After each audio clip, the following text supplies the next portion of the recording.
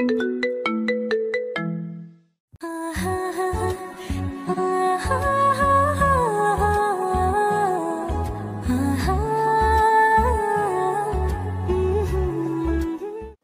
এমন ভাবে বলছিস যেন অভিক ভাইয়াদের বাড়ি আমাদের বাড়ির থেকে কতই না দূরে, শুধুমাত্র রাস্তার এপার ওপার। আর তুই যে অভিক ভাইকে পছন্দ করিস এটা তো অনেক পুরাতন কথা, নতুন কিছু বল। একটা কথা কান খুলে শুনে রাখ, তুই কিন্তু অভিক ভাইয়ের দিকে একদম নজর দিবি না। অভিক ভাইয়া শুধু আমার। আচ্ছা হিয়া, অভিক ভাইয়ার কেমন মেয়ে পছন্দ হতে পারে বলতো? তুই এমন ভাবে বলছিস যেন অভিক ভাইয়া আমাকে বলেছে যে হিয়া আমার না এমন টাইপের মেয়ে পছন্দ। তুমি একটু খুঁজে দেবে? তুই মজা নিচ্ছিস তাই না? তুই নিজে যখন কাউকে পছন্দ করবি তখন বুঝবি যে ভালোবাসার মানুষটি সম্পর্কে জানার জন্য মন কেমন করে, তখন আমাকে বললে আমি ওইভাবে মজা করবো। আরে বোন, তুই রাগ করছিস কেন? আমি তো এমনিই বললাম। তুই হঠাৎ অভিক ভাই নিয়ে পড়লি কেন বলতো? কাহিনী কি? সামনেই তো 14ই ফেব্রুয়ারি আসছে। আমি একটা প্ল্যান করেছি, তোকে ছাড়া আর কাউকে তো বলা যাবে না। তার আগে বল, তুই আমাকে হেল্প করবি? কি এমন প্ল্যান করেছিস যে আমার হেল্প ছাড়া হবে না? বলে ফেল শুনি। আমি না এবার ভ্যালেন্টাইন্স ডেতে অভিক ভাইকে একটা চিঠি দেব। তুই কি পাগল হয়ে গেছিস? কেউ জানতে পারলে কি লঙ্কা কাণ্ড হবে তা ভেবে দেখেছিস? আর অভিক ভাইয়ের রিয়াকশন কি হবে বুঝতে পারছিস? তা কল্পনা করতেও আমার হাড় হিম হয়ে আসছে। আরে ভাই, আমি নাম ধাম লিখে দেবো নাকি? আমি অতটাও বোকা নই। তুই আমাকে হেল্প করবি, ব্যাস। বাকিটা আমি তোকে পরে জানাবো, যদি রাজি হয়ে যায়। তুই কি পাগল? চিঠিতে কি এমন দিবি যে তোর নাম না জেনে তোকে পছন্দ করবে? তোকে না চিনলে তোকে উত্তরই বা দিবে কি করে? আর তুই চিঠিটা কিভাবে দিবি? এত কিছু তোকে ভাবতে হবে না, তুই আমার সাথে থাকবি, হেল্প করবি, ব্যাস। আর কিছু জানি না। এবার বাড়ি চল, সন্ধ্যা হয়ে আসছে। আর একটু দেরি করলে তো তোর মা আর আমার মা মিলে কুরুক্ষেত্রে বাঁধিয়ে দেবে। আচ্ছা চল, বলেই আমরা বাড়ির পথে পা বাড়ালাম।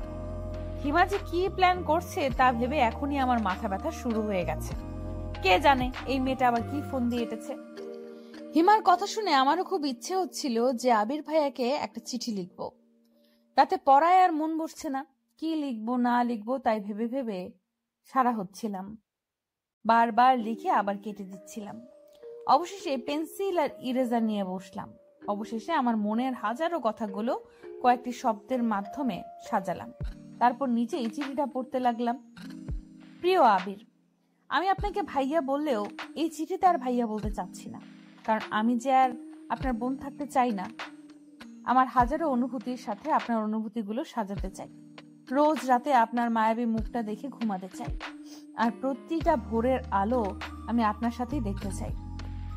আপনি কি আমাকে অনুমতি দিবেন আপনার জীবনের প্রতিটা ঘটনার সাথে আমাকে জড়িয়ে রাখার? আমি কিন্তু আপনার সাথেই আমার জীবনের প্রতিটা মুহূর্ত কাটাতে চাই। প্লিজ না করবেন না, তাহলে আমার এই ক্ষুদ্র হৃদয়টা ভেঙে টুকরো টুকরো হয়ে যাবে। আর টুকরো হৃদয়ে আপনার থাকতে যে কষ্ট হবে, এই চিঠিটা কে লিখতে পারে আশা করি বুঝতে ভুল হবে না। আমি যে হিয়া, আবিরের হিয়া। ইতি লিখে আমি আমার চিঠিটা শেষ করতে চাই না। আমি যে হাজারো কথা লিখতে চাই আপনাকে নিয়ে। আপনার উত্তরের আশায় রইলাম। চিঠিটা দেখছিলাম আর নিজেই লজ্জা পাচ্ছিলাম। আবির ভাইয়ের চিঠিটা পড়ার সময় কি আমার মতোই লজ্জা পাবে, নাকি হাসবে আমার এই সব হাস্যকর লেখা পড়ে? কি রে হিয়া, আজ এত পড়াশোনা করছিস? প্রতিদিন পারলে আমার আগে ঘুমিয়ে যাস, আর আজ এখনো পড়ছিস? হ্যাঁ মা, এই তো পড়া শেষ, এখন ঘুমাবো, তুমি ঘুমাও। কথাটা বলে লাইট অফ করে মায়ের পাশে শুয়ে পড়লাম। আর কাল চিঠিটা আবির ভাইয়ার কাছে কিভাবে পৌঁছাবো তাই ভাবতে ভাবতে ঘুমিয়ে পড়লাম। সকালে কলেজে যাওয়ার সময় হিমা জানালো যে ওর চিঠি লেখা শেষ। ও নাকি পুরো 4 পাতার একটা রচনা লিখেছে। আমি শুনে তো অবাক। তারপর হাসি থামাতে না পেরে বললাম, তুই কি প্রেমপত্রের নামে কোনো রচনা লিখেছিস? এত বড় চিঠি কেউ লিখে? আর তোর মনে হয় অভিক ভাইয়া ওই চিঠি দেখার পর আর পড়বে? আমি কি করব বল, লিখতে লিখতে বড় হয়ে গেছে। আমি তো ভেবেছি যে ওইটা দেখে দেখে তুই আমাকে সুন্দর করে লিখে দিবি। আমার যে হাতের লেখা, অভিক ভাইয়া হাতের লেখা দেখে বমি না করে দেয়। চিঠি পড়া তো দূরের কথা। আরে ভাই, তোর চিঠি আমি কেন লিখবো? তুই কিন্তু কথা দিয়েছিস যে আমাকে হেল্প করবি, এখন পিছু হটলে চলবে না। আচ্ছা বাবা, করব হেল্প। তার আগে বল যে এই চিঠিটা তুই অভিক ভাইয়া অবধি পৌঁছাবি কি করে?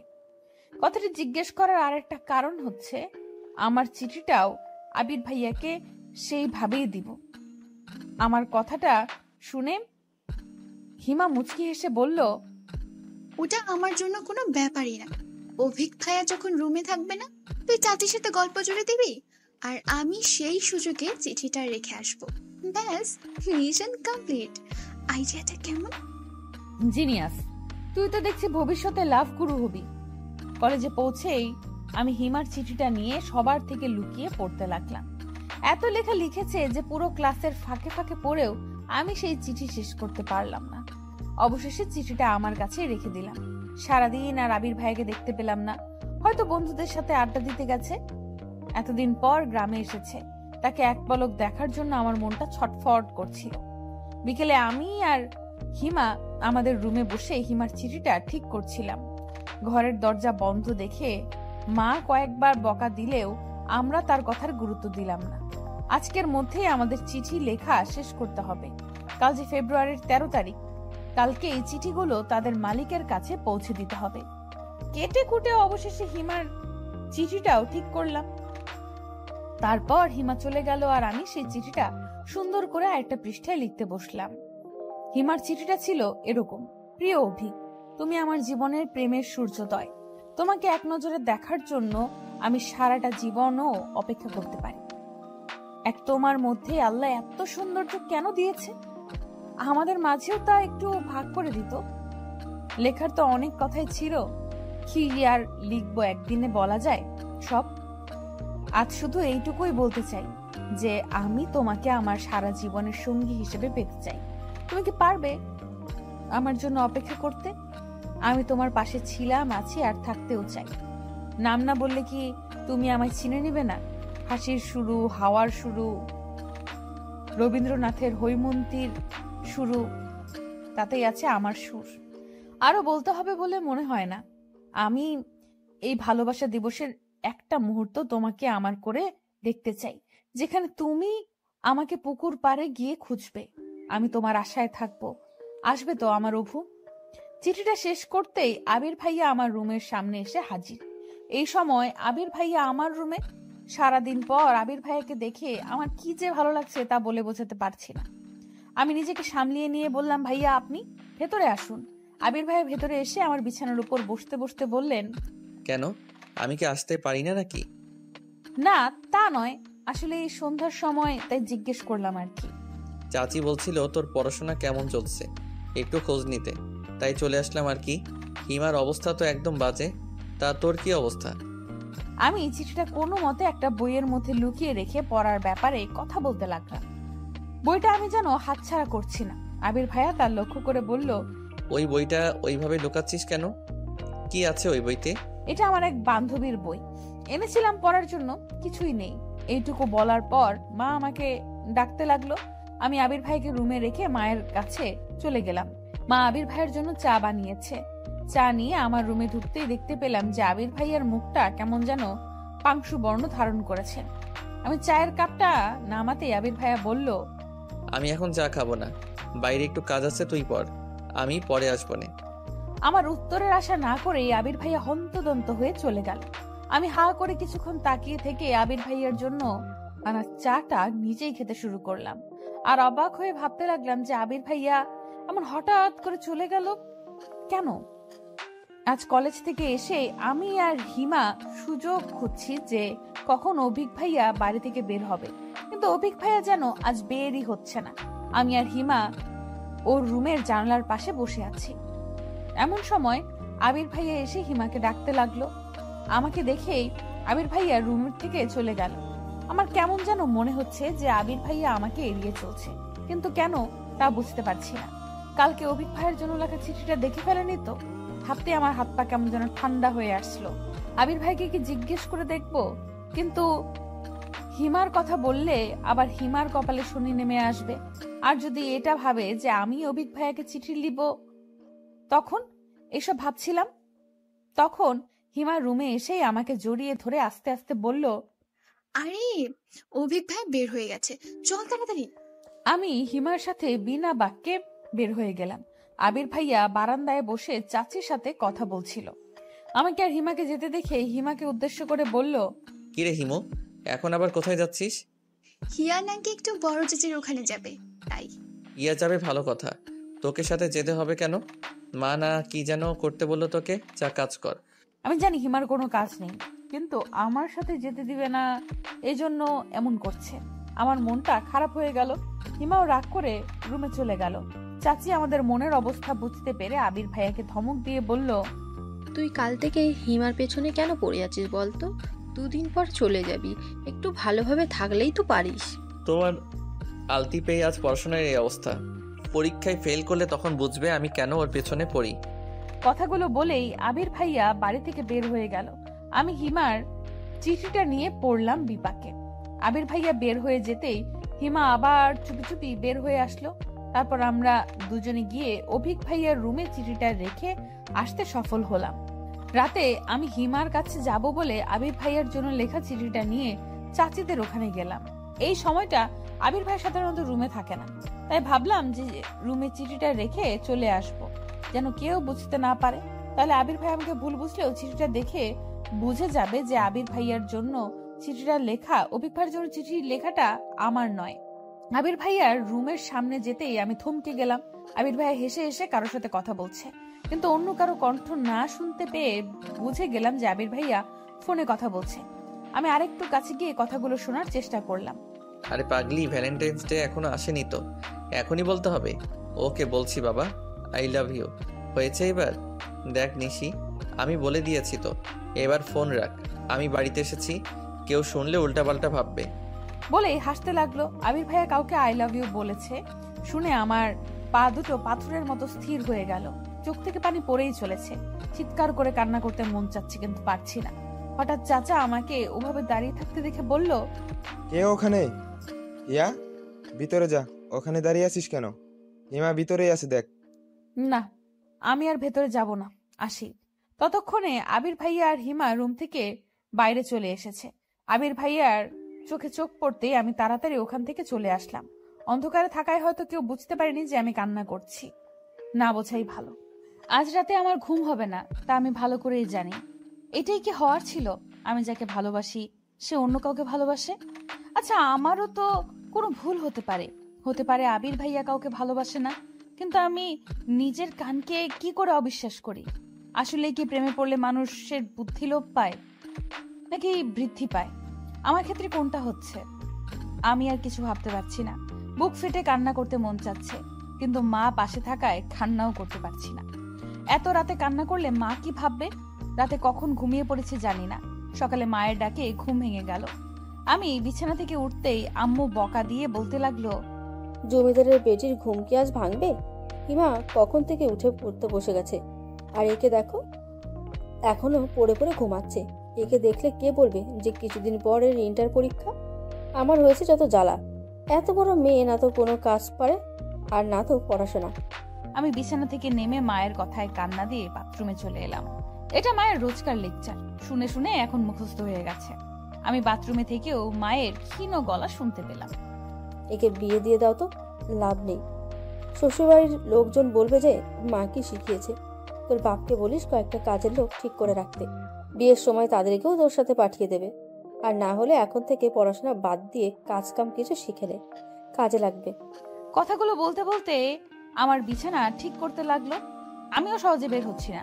বের হলে লেকচার আবার শুরু হয়ে যাবে। মা রুম থেকে বের হয়ে যেতেই আমি বাইরে আসলাম। ফ্রেশ হয়ে মাকে দেখানোর জন্য হলেও একটু পড়তে বসলাম, না হলে আবার শুরু করে দিবে। কলেজে যাওয়ার সময় আবির ভাইয়াকে অনেক খুঁজলাম, কিন্তু কোথাও দেখতে পেলাম না। হিমার থেকে জানতে পারলাম যে আবির ভাইয়া নাকি আজকে সকালেই চলে গেছে। শুনে আমার বুকের ভেতরটায় কেমন হু হু করে উঠলো।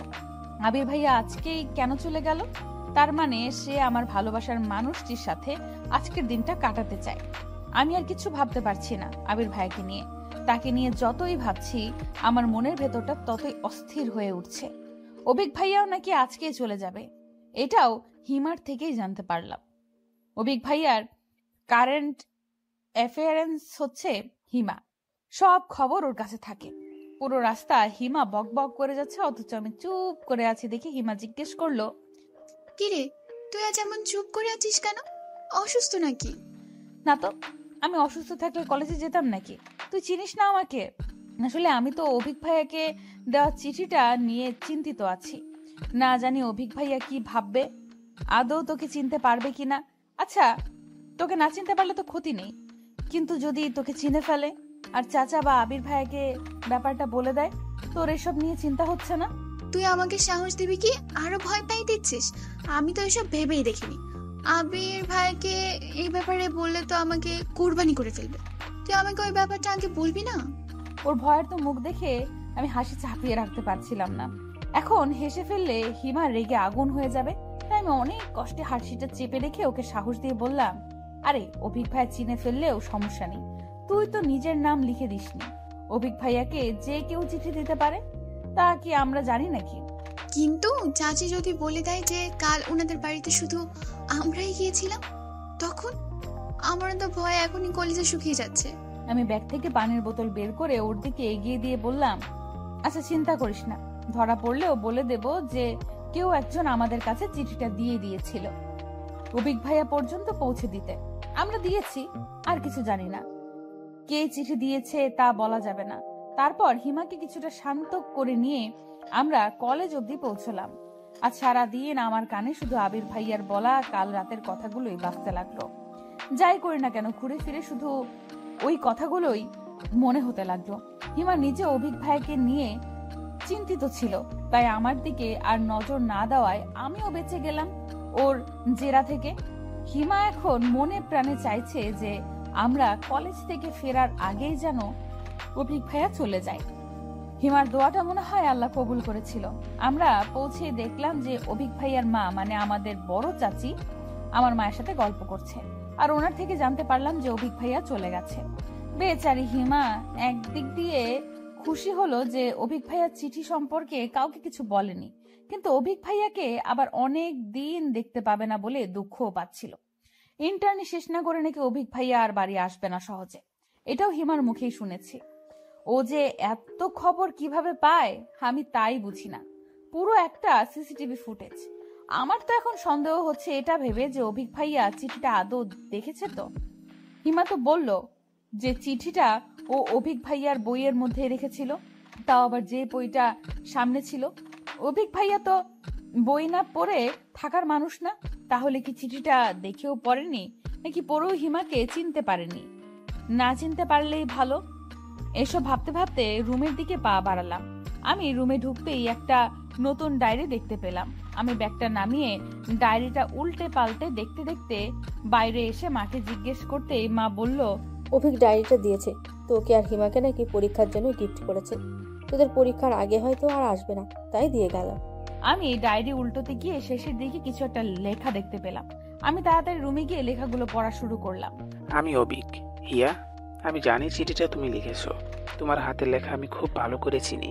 দেখো, আমি কথাগুলো তোমাকে সরাসরি বলতে চেয়েছিলাম, কিন্তু তুমি তো জানোই আমি একটু লাজুক প্রকৃতির। কারো সামনে গেলে ভালো করে কথা বলতে পারি না, আর যে কথাগুলো আমি গুছিয়ে লিখতে পারবো সেগুলো সামনে গেলে গুছিয়ে বলতে পারবো না। তাই তোমার থিওরি আমি তোমার উপরই অ্যাপ্লাই করলাম। আমিও আমার মনের কথাগুলো লিখলাম। আমি তোমার থেকে অনেক সিনিয়র, তাই জীবন সম্পর্কে তোমার থেকে আমার ধারণা কিছু বছরের হলেও বেশি। তোমার ওই লাইফটা আমি অনেক বছর আগেই পার করে এসেছি, তাই তোমার মনের অবস্থাটা আমি ভালো করে বুঝতে পারছি। তোমার আবেগের বয়সটা এখনো চাইনি। আবেগ দিয়ে জীবন চলে না হিয়া, বাস্তবতাকে বুঝতে শেখো। আগে এটা বোঝার চেষ্টা করো যে তুমি সত্যিই আমাকে ভালোবাসো, নাকি এটা শুধু ভালো লাগে। লাভ আর অ্যাট্রাকশনের মধ্যে অনেক তফাৎ। তোমাকে ফিরিয়ে দেওয়ার মতো ইচ্ছা বা সাহস কোনোটাই আমার নেই। কেন জানি না তোমাকে আমার ভালো লাগে, তবে সেটা আদৌ ভালোবাসা কিনা আমি আজও বুঝতে পারিনি। তাই বাকিটা সিদ্ধান্ত তোমাকেই দিতে হবে। আমি তোমার ভালোবাসা নাকি শুধু ভালো লাগা। আমি কখনো এসব প্রেম ভালোবাসা নিয়ে ভাবার সময় পাইনি। সব সময় পড়াশোনা নিয়ে দেখেছি, কিন্তু আজ হোক বা কাল হোক বিয়ে তো করতেই হবে। তাই তোমাকে ফিরিয়ে দিচ্ছি না, তবে তোমার মন পরিবর্তন হলেও হতে পারে। তোমার জীবনের সবে শুরু, সামনে পরীক্ষা, পড়াশোনার মন দাও। এখন এসব নিয়ে ভাবলে চলবে না। আমি তোমাকে সময় দিচ্ছি ভাবার জন্য। তোমার যদি মনে হয় যে তুমি আমাকে সত্যিই ভালোবাসো, তবে আমি তোমাকে ফিরিয়ে দেব না, অপেক্ষা করব তোমার জন্য। কিন্তু এর মধ্যে যদি তোমার মনে হয় যে আমাকে তোমার শুধু ভালোবাসো না, তবে আমি তোমাকে দোষারোপ করব না, কারণ আমি জানি যে এই বয়সটা আবেগী। আর আমার বাহ্যিকতা দেখে আমাকে বিচার করো না, আমার আচার আচরণের স্বভাব চরিত্র এগুলো বিচার করো, তারপর তুমি সিদ্ধান্ত নেবে। আর হ্যাঁ, তোমার পরীক্ষার মধ্যে এ নিয়ে কোনো টেনশন করবো না। এখন তোমার পড়ার সময়, পরীক্ষা শেষ করে ঠান্ডা মাথায় ভেবে তারপর আমাকে জানিও। উপদেশগুলো গ্রহণ করলে খুশি হব। আর আমার লেখাগুলো পড়ে একদম মন খারাপ করবে না। নিজের খেয়াল রেখো, ভালো থেকো, সুস্থ থেকো। তোমার প্রিয় অপু। লেখাগুলো পড়তেই আমার মাথার মধ্যে ঝিমঝিম করতে শুরু করে দিয়েছে। আমি হাসবো নাকি কাঁদবো বুঝতে পারছি না। প্রথমে আবির ভাইয়া আমাকে ভুল বুঝলো, আর এখন অভিক ভাইয়াও। কিন্তু এই লেখাগুলো দেখলে হিমাও যে আমাকে ভুল বুঝবে। যাই হোক না কেন, হিমাকে এই ব্যাপারে কিছুই বলা যাবে না, তাহলে ও আমাকে খুন করে ফেলবে। অভিক ভাইয়া কি করে ভাবতে পারলো যে আমি ওনাকে পছন্দ করি? তার মানে চিঠিটা আবির ভাইয়াও পড়েছিল নিশ্চয়ই, যার কারণে আবির ভাইয়াও একই ভুল বুঝেছে। কিন্তু আমি অভিক ভাইয়াকে চিঠি দেই বা না দেই, আবির ভাইয়া তো অন্য একটা মেয়েকে ভালোবাসে, আর অভিক ভাইয়াও কি আমাকে পছন্দ করে? তাহলে আমি কোথায় এসে পড়লাম? আমি এখন কোন দিকে যাব আর কি করব? অভিক ভাইয়াকে নিয়ে কোনো চিন্তা নেই, কিন্তু আবির ভাইয়া আর হিমাকে আমি কি করে সবটা বোঝাবো? আমি যে আর কিছুই ভাবতে পারছি না। আমি ডায়েরিটা ড্রয়ারে লুকিয়ে রেখে সোজা হিমার কাছে চলে গেলাম। হিমা ফ্রেশ হয়ে খেতে বসেছে। আমি গিয়ে বললাম, অভিক ভাইয়া তোকে একটা ডায়েরি গিফট করেছে, দেখেছিস তাতে কি কিছু লেখা আছে? অভিক ভাইয়ার নাম শুনেই হিমা যেন লাফিয়ে উঠল। খাবার নিয়েই ওর রুমে চলে গেল। আমি ওকে অনুসরণ করলাম। টেবিলের উপর থেকে ডায়েরিটা নিয়ে আমি লেখা খুঁজতে লাগলাম। ডায়েরির শেষ পাতাতেই কিছু লেখা আছে। আমি সেটা পড়তে শুরু করলাম। Best wishes my dear mister. ভালো করে পড়াশোনা করো, ভালোভাবে পরীক্ষা দিও, সময়গুলো কাজে লাগাও, নষ্ট করো না। যাওয়ার আগে আর দেখা হলো না, নিজের যত্ন নিও। ভালো থেকো, তোমার ভালোবাসার ভাই অভিক। লেখাটা পড়ে আমি ধপ করে হিমার বিছানার উপর বসে পড়লাম।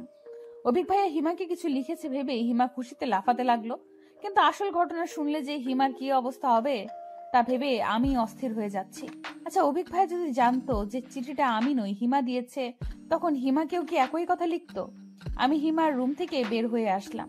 হিমা তো খাওয়া দাওয়া বাদ দিয়ে ডায়েরি নিয়ে পড়লো। হাজার হোক, ডায়েরিটা অভিক ভাইয়া দিয়েছে। আমি বিষণ্ণ মনে রুমে গিয়ে ফ্রেশ হয়ে নিলাম। খাওয়ার কোনো ইচ্ছে না থাকা সত্ত্বেও মায়ের জোরাজোরিতে খেতে বসলাম। 2 বার খাবার মুখে দিয়েই আর খেতে ইচ্ছে হচ্ছিল না, তাই বাকি খাবারটা রেখেই উঠে পড়লাম। মা কিছু বকাবকি করে চলে গেল। আমি বিছানায় শুয়ে ফোনটা হাতে নিয়ে একবার অভিক ভাইয়ার নাম্বার বের করছি, একবার আবির ভাইয়ার নাম্বার বের করছি, কিন্তু কাউকেই কল করার সাহস পাচ্ছি না। কল করে কি বলবো তাই ভেবে পাচ্ছি না। আমি এমনিতেও ফোনে কথা কম বলি। আবির ভাইয়ের সাথে যাওয়া বা টুকটাক কথা হয়, অভিক ভাইয়ের সাথে ফোনে কথা হয় না বললেই চলে। ভাইয়াও কল করে না আর আমিও না। অনেকক্ষণ ভেবে চিন্তে কিছুটা সাহস নিয়ে অভিক ভাইয়াকে কল করেই ফেললাম। কল করার কিছুক্ষণ পর আবির ভাইয়া কল রিসিভ করে বলল, হ্যালো হিয়া। আবির ভাইয়া, কোথায় আপনি? আমি মাত্র পৌঁছালাম বাসায়, কিছু বলবি? না মানে ভালোভাবে গেছেন তো? আরো কিছু বলার থাকলে বল। আমি খুব টায়ার্ড, বুঝতেই পারছিস, মাত্র আসলাম রুমে। আমি তাড়াতাড়ি করে কল কেটে দিলাম। আর কিছু বলার ইচ্ছেটা আমার মরে গেছে। একটু ভালো করে কথা বললেও পারতো। আমি কল কেটে দেওয়ার পর আবির ভাইয়া আরো 2 বার কল করলো। আমি রিসিভ করলাম না। রিসিভ করে কি বা বলবো?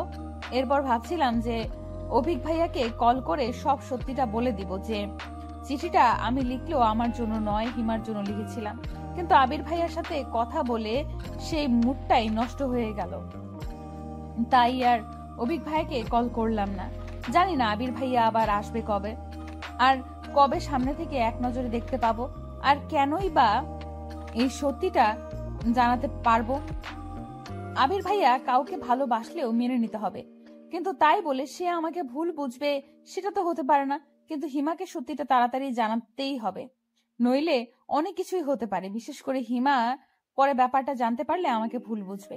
এটা কিছুতেই হতে দেওয়া যাবে না। আবির ভাইয়াকে পরে বোঝালেও হবে, কিন্তু হিমাকে কি করে সবটা বলবো তাই বুঝতে পারছি না। ওর প্রতিক্রিয়াটাই বা কি হবে কে জানে। অভিক ভাইকে কথাটা না জানানো পর্যন্ত আমার শান্তি হচ্ছিল না। অভিক ভাইকে হিমার কথা জানাতেই অভিক ভাইয়া রাগান্বিত স্বরে বলল, হিয়া, তোমার কমন সেন্স নেই? অন্যের চিঠি তুমি তুমি কেন লিখবে? আর হিমাকে জানিয়ে দাও, ওকে শুধুমাত্র আমার ছোট বোন ভাবি, এর বাইরে কিছুই নয়। ভাইয়া কথাটা আপনি নিজে হিমাকে জানিয়ে দিলে খুশি হতাম। ওকে, আর আমি তোমাকে পছন্দ করি এটা তো এখন তুমি জেনেই গেছো। তোমার মতামত যখন খুশি জানিয়ে দিও, আমি আশায় থাকবো তোমার উত্তরের। এখন পড়াশোনার সময়, এসব নিয়ে ভাবতে হবে না। ভাইয়া আসলে আমি আপনাকে আমার বড় ভাই হিসাবেই মানি, তাই। ওকে, আমার জন্য তোমার চিন্তা করতে হবে না। ভেবো না যে তুমি না করার আমি অনেক কষ্ট পাবো, কেননা তোমাকে আমার ভালো লাগে, জাস্ট এইটুকুই। ব্যাপারটা এখানে শেষ হয়ে গেল। ভালো হয়েছে কোনো জিনিস নিয়ে বাড়াবাড়ি আমার একদম পছন্দ নয়। আর এসব কথাগুলো কাউকে জানানোর প্রয়োজন নেই। কাজিনদের মধ্যে কোনো ভুল বোঝাবুঝির সৃষ্টি হোক, সেটা আমি চাই না। আচ্ছা। তুমি কি আমাকে ভয় পাও? না আসলে। প্লিজ কিছু মনে করো না, আমি এভাবে কথাগুলো বলতে চাইনি, কিন্তু ওকে ভাইয়া, আপনি শুধু হিমাকে একটু বুঝিয়ে বলবেন তাহলেই হবে। আচ্ছা সরি হিয়া, সত্যিটা না জেনেই আমি তোমাকে। থাক না, এসব আর না বলাই ভালো। তারপর অভিক ভাইয়া কল কেটে দিতেই আমি যেন হাফ ছেড়ে বাঁচলাম। একটু পরেই হিমা মন খারাপ করে আমার রুমে আসলো। তারপর আমাকে জড়িয়ে ধরে কান্না করতে লাগলো, কারণ অভিক ভাইয়া ওকে সবটা বলেছে, আর সেটা শুনেই ওর এই অবস্থা। অভিক ভাই সব কিছু পেয়েছে বলে এত অহংকার থাকতে হবে? আমি কি দেখতে এতটাই খারাপ? পড়াশোনায় নাও একটু কাঁচা, তাই বলে এভাবে সরাসরি মুখের উপর না করে দিতে পারলো? আমি ওর পিঠে হাত বুলিয়ে শান্ত হতে বললাম। তারপর ওকে বুঝালাম যে অভিক ভাইয়ের থেকে আরো ভালো ছেলে পাবে ও। অভিক ভাইয়া আমাকে পছন্দ করে, এটা ওর থেকে গোপন রাখাই ভালো। তাই ও এই বিষয়ে আর কিছু বললাম না। কেটে গেছে কয়েকটা মাস। আমি আবির ভাইয়ের সাথে আর একদিনও কথা বলিনি। সে তো তার প্রিয় মানুষের সাথেই আছে, আমার সাথে কেন কথা বলতে হবে? আমিও ভার্সিটিতে পড়বো, আর প্রেম করে আবির ভাইকে দেখিয়ে দিব। ইদানিং আমার পড়াশোনা দেখে রীতিমতো সবাই অবাক, ভীষণ অবাক। আর আব্বুও ভীষণ খুশি যে আমি পড়াশোনায় মন দিয়েছি। সত্যি বলতে ইদানিং পড়াশোনা করতে আমার ভালোই লাগে। আর সব থেকে মজার ব্যাপার হচ্ছে, পড়াশোনায় ডুবে থাকলে আবির ভাইয়ার কথাও বেশি মনে পড়ে না। কলেজে এখন আর যেতে হয় না, শুধু প্রাইভেট আর কোচিং। ভালোই যাচ্ছে দিনকাল। আজ আমার একমাত্র ফুফুর বড় মেয়ের গায়ে হলুদ অনুষ্ঠান। ফুফুর শুধু 2 মেয়ে, কোনো ছেলে নেই। বড় মেয়ে নিশি আর ছোট মেয়ে মিশি। মিশি এবার ক্লাস 9-এ পড়ে। ফুপুর বাড়ি আমাদের বাড়ি থেকে বেশি দূর না হলেও বেশি যাওয়া হয় না ওখানে। আর ফুপুর বাড়িতে যাওয়ার কোনো ইচ্ছে আমার ছিল না, কিন্তু হিমা যখন জানালো যে আজ নিশি আপুর গায়ে হলুদের অনুষ্ঠানের জন্য আবির ভাইয়া আসবে, তখন কেন জানি আমার যেতে মন চাইলো। কতদিন আবির ভাইয়ের ওই মুখটা দেখি না, কিন্তু সে তো অন্য কাউকে ভালোবাসে। কথাটা মনে হতেই আবার আমার মনটা খারাপ হয়ে গেল। কিন্তু আমি না গেলে হিমাও যাবে না। হিমার জেদের কাছে হেরে অবশেষে রাজি হলাম। সবার সাথে আমিও হলুদ শাড়ি পরেছি, আর আমার চোখ দুটো শুধু বারবার আবির ভাইকে খুঁজছে। কখন যে আসবে? হিমা সবার সাথে মজা করছে, কিন্তু আমি একপাশে দাঁড়িয়ে আবির ভাইকে খোঁজার চেষ্টা করছি। এমন সময় কেউ একজন আমার পেছন থেকে বলে উঠল, এক্সকিউজ মি কেশবতী। আমি পেছনে তাকাতেই দেখতে পেলাম যে একটা ছেলে দাঁড়িয়ে আছে। ছেলেটা দেখতে কিছুটা অভিক ভাইয়ার মতোই। আমি প্রথমে দেখেই কিছুক্ষণ হা করে তাকিয়েছিলাম যে অভিক ভাইয়া তো আসার কথা না, তাহলে এই ছেলেটাকে? আর আশেপাশে তো কেউ নেই, কেশবতী বলে কাকে ডাকছে? এই যে মিস, হ্যাঁ আপনাকেই বলছি। আমি জানি আমি দেখতে অনেক সুন্দর, তাই বলে ওভাবে তাকিয়ে থাকতে হবে?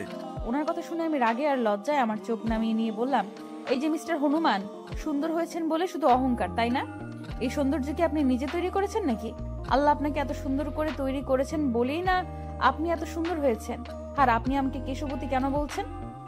মেনেই যখন নিয়েছেন যে আল্লাহ আমাকে সুন্দর করে বানিয়েছেন, তাহলে হনুমান বলে আপনি সেই সৌন্দর্যের অবমাননা করতে পারেন কি? সেটা তো আপনার অহংকার দেখে বলেছি, কিন্তু আপনি আমাকে। কারণ আমি তো আপনার নাম জানতাম না, শুধু আপনার চুলগুলোই দেখছিলাম। আর এত সুন্দর চুলের অধিকারী যে তাকে কেশবতী বলে ভুল করে কিছু। চুল তার কবিকার অন্ধকার বিদিশার নেশা। কবিতার এই লাইনটা আপনার জন্য যেন কবি লিখেছিলেন। আচ্ছা আপনি কে বলুন তো? আমার সাথে এসব আউল ফাউল কেন পেঁচাল শুরু করেছেন? আর আমি বা এতক্ষণ আপনার সাথে কথা বলছি কেন? আরে সরি, আপনাকে যে জন্য ডাকছিলাম তাই তো শোনানো হয়নি। এখানে আশেপাশে কোনো ফুলের দোকান আছে? মিশি আমাকে ফুল কিনে আনতে বলেছে, কিন্তু আমি এখানে তেমন কিছুই চিনি না।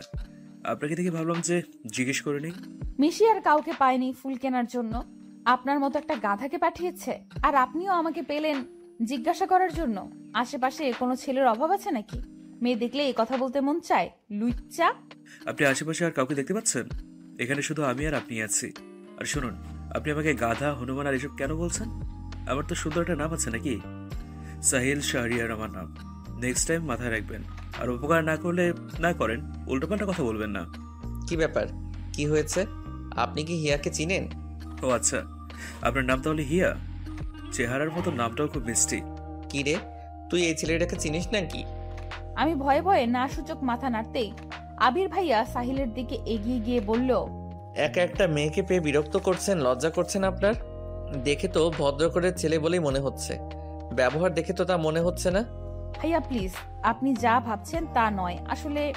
তুই চুপ থাক, একদম কথা বলবি না। দিন দিন তোর সাহসটাও বেড়ে যাচ্ছে। আমি কি বলবো না বলবো বুঝতে পারছি না। আবির ভাইয়া রেগে গেছে বুঝতে পারলাম। আর আবির ভাইয়ার এই ব্যবহারের কারণে সাহিলও রেগে গেছে। সাহিলও এবার আবির ভাইয়ার দিকে এগিয়ে গিয়ে বলল, আপনাকে তো ভদ্র ঘরের মেয়ে বলে মনে হচ্ছে। না জেনে শুনে কথা বলতে এসছেন কেন? হ্যাঁ, আবির, কখন আসলি? আর এখানে কি হয়েছে? সাহিল, তুমিও এখানে? কি হচ্ছে এটা কি এখানে? না ফুপা, কিছুই হয়নি। আসলে আবির ভাইয়া আমাকে খুঁজে পাচ্ছিল না তাই। এ সাহিল, আমার এক চাচাতো বোনের ছেলে এই প্রথম আমাদের গ্রামে এসেছে। আবির, ওকে নিয়ে গ্রামটা ঘুরে দেখাস। আর ওই মেয়েটাকে হিয়া। ফুপার কথায় এতক্ষণে সবার আবির ভাইয়ার সাথে আসা মেয়েটির দিকে নজর পড়ল। আমি কিছু বলার আগেই আবির ভাইয়া আমার হাত থেকে নিজের হাত ছড়িয়ে নিয়ে মেয়েটার পাশে গিয়ে বলল, এই নিশি আমার বান্ধবী, কখনো গ্রামের বিয়ে দেখেনি, তাই নিশি আপুর বিয়েতে আসতে যাচ্ছিল, তাই। ভালো হয়েছে নিয়ে এসেছিস। তা তোরা সবাই এখানে দাঁড়িয়েছিস কেন? ভেতরে যা, সবাই ভেতরে। বলেই ফুপা ওখান থেকে চলে গেল।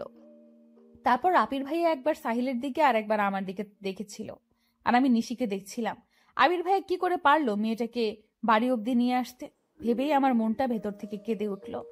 আমি ওখান থেকে অতি দ্রুত চলে আসলাম।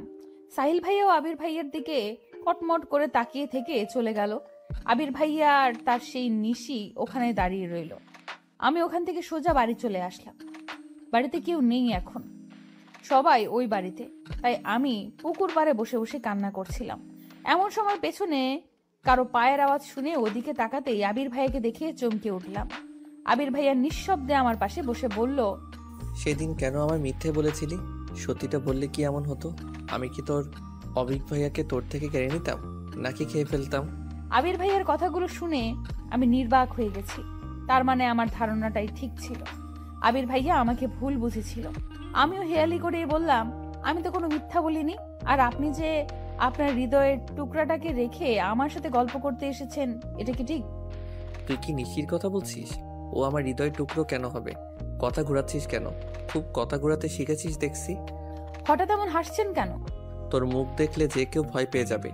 পুকুরে গিয়ে আগে মুখটা ধুয়ে আয়। আর কান্না করছিলি কেন?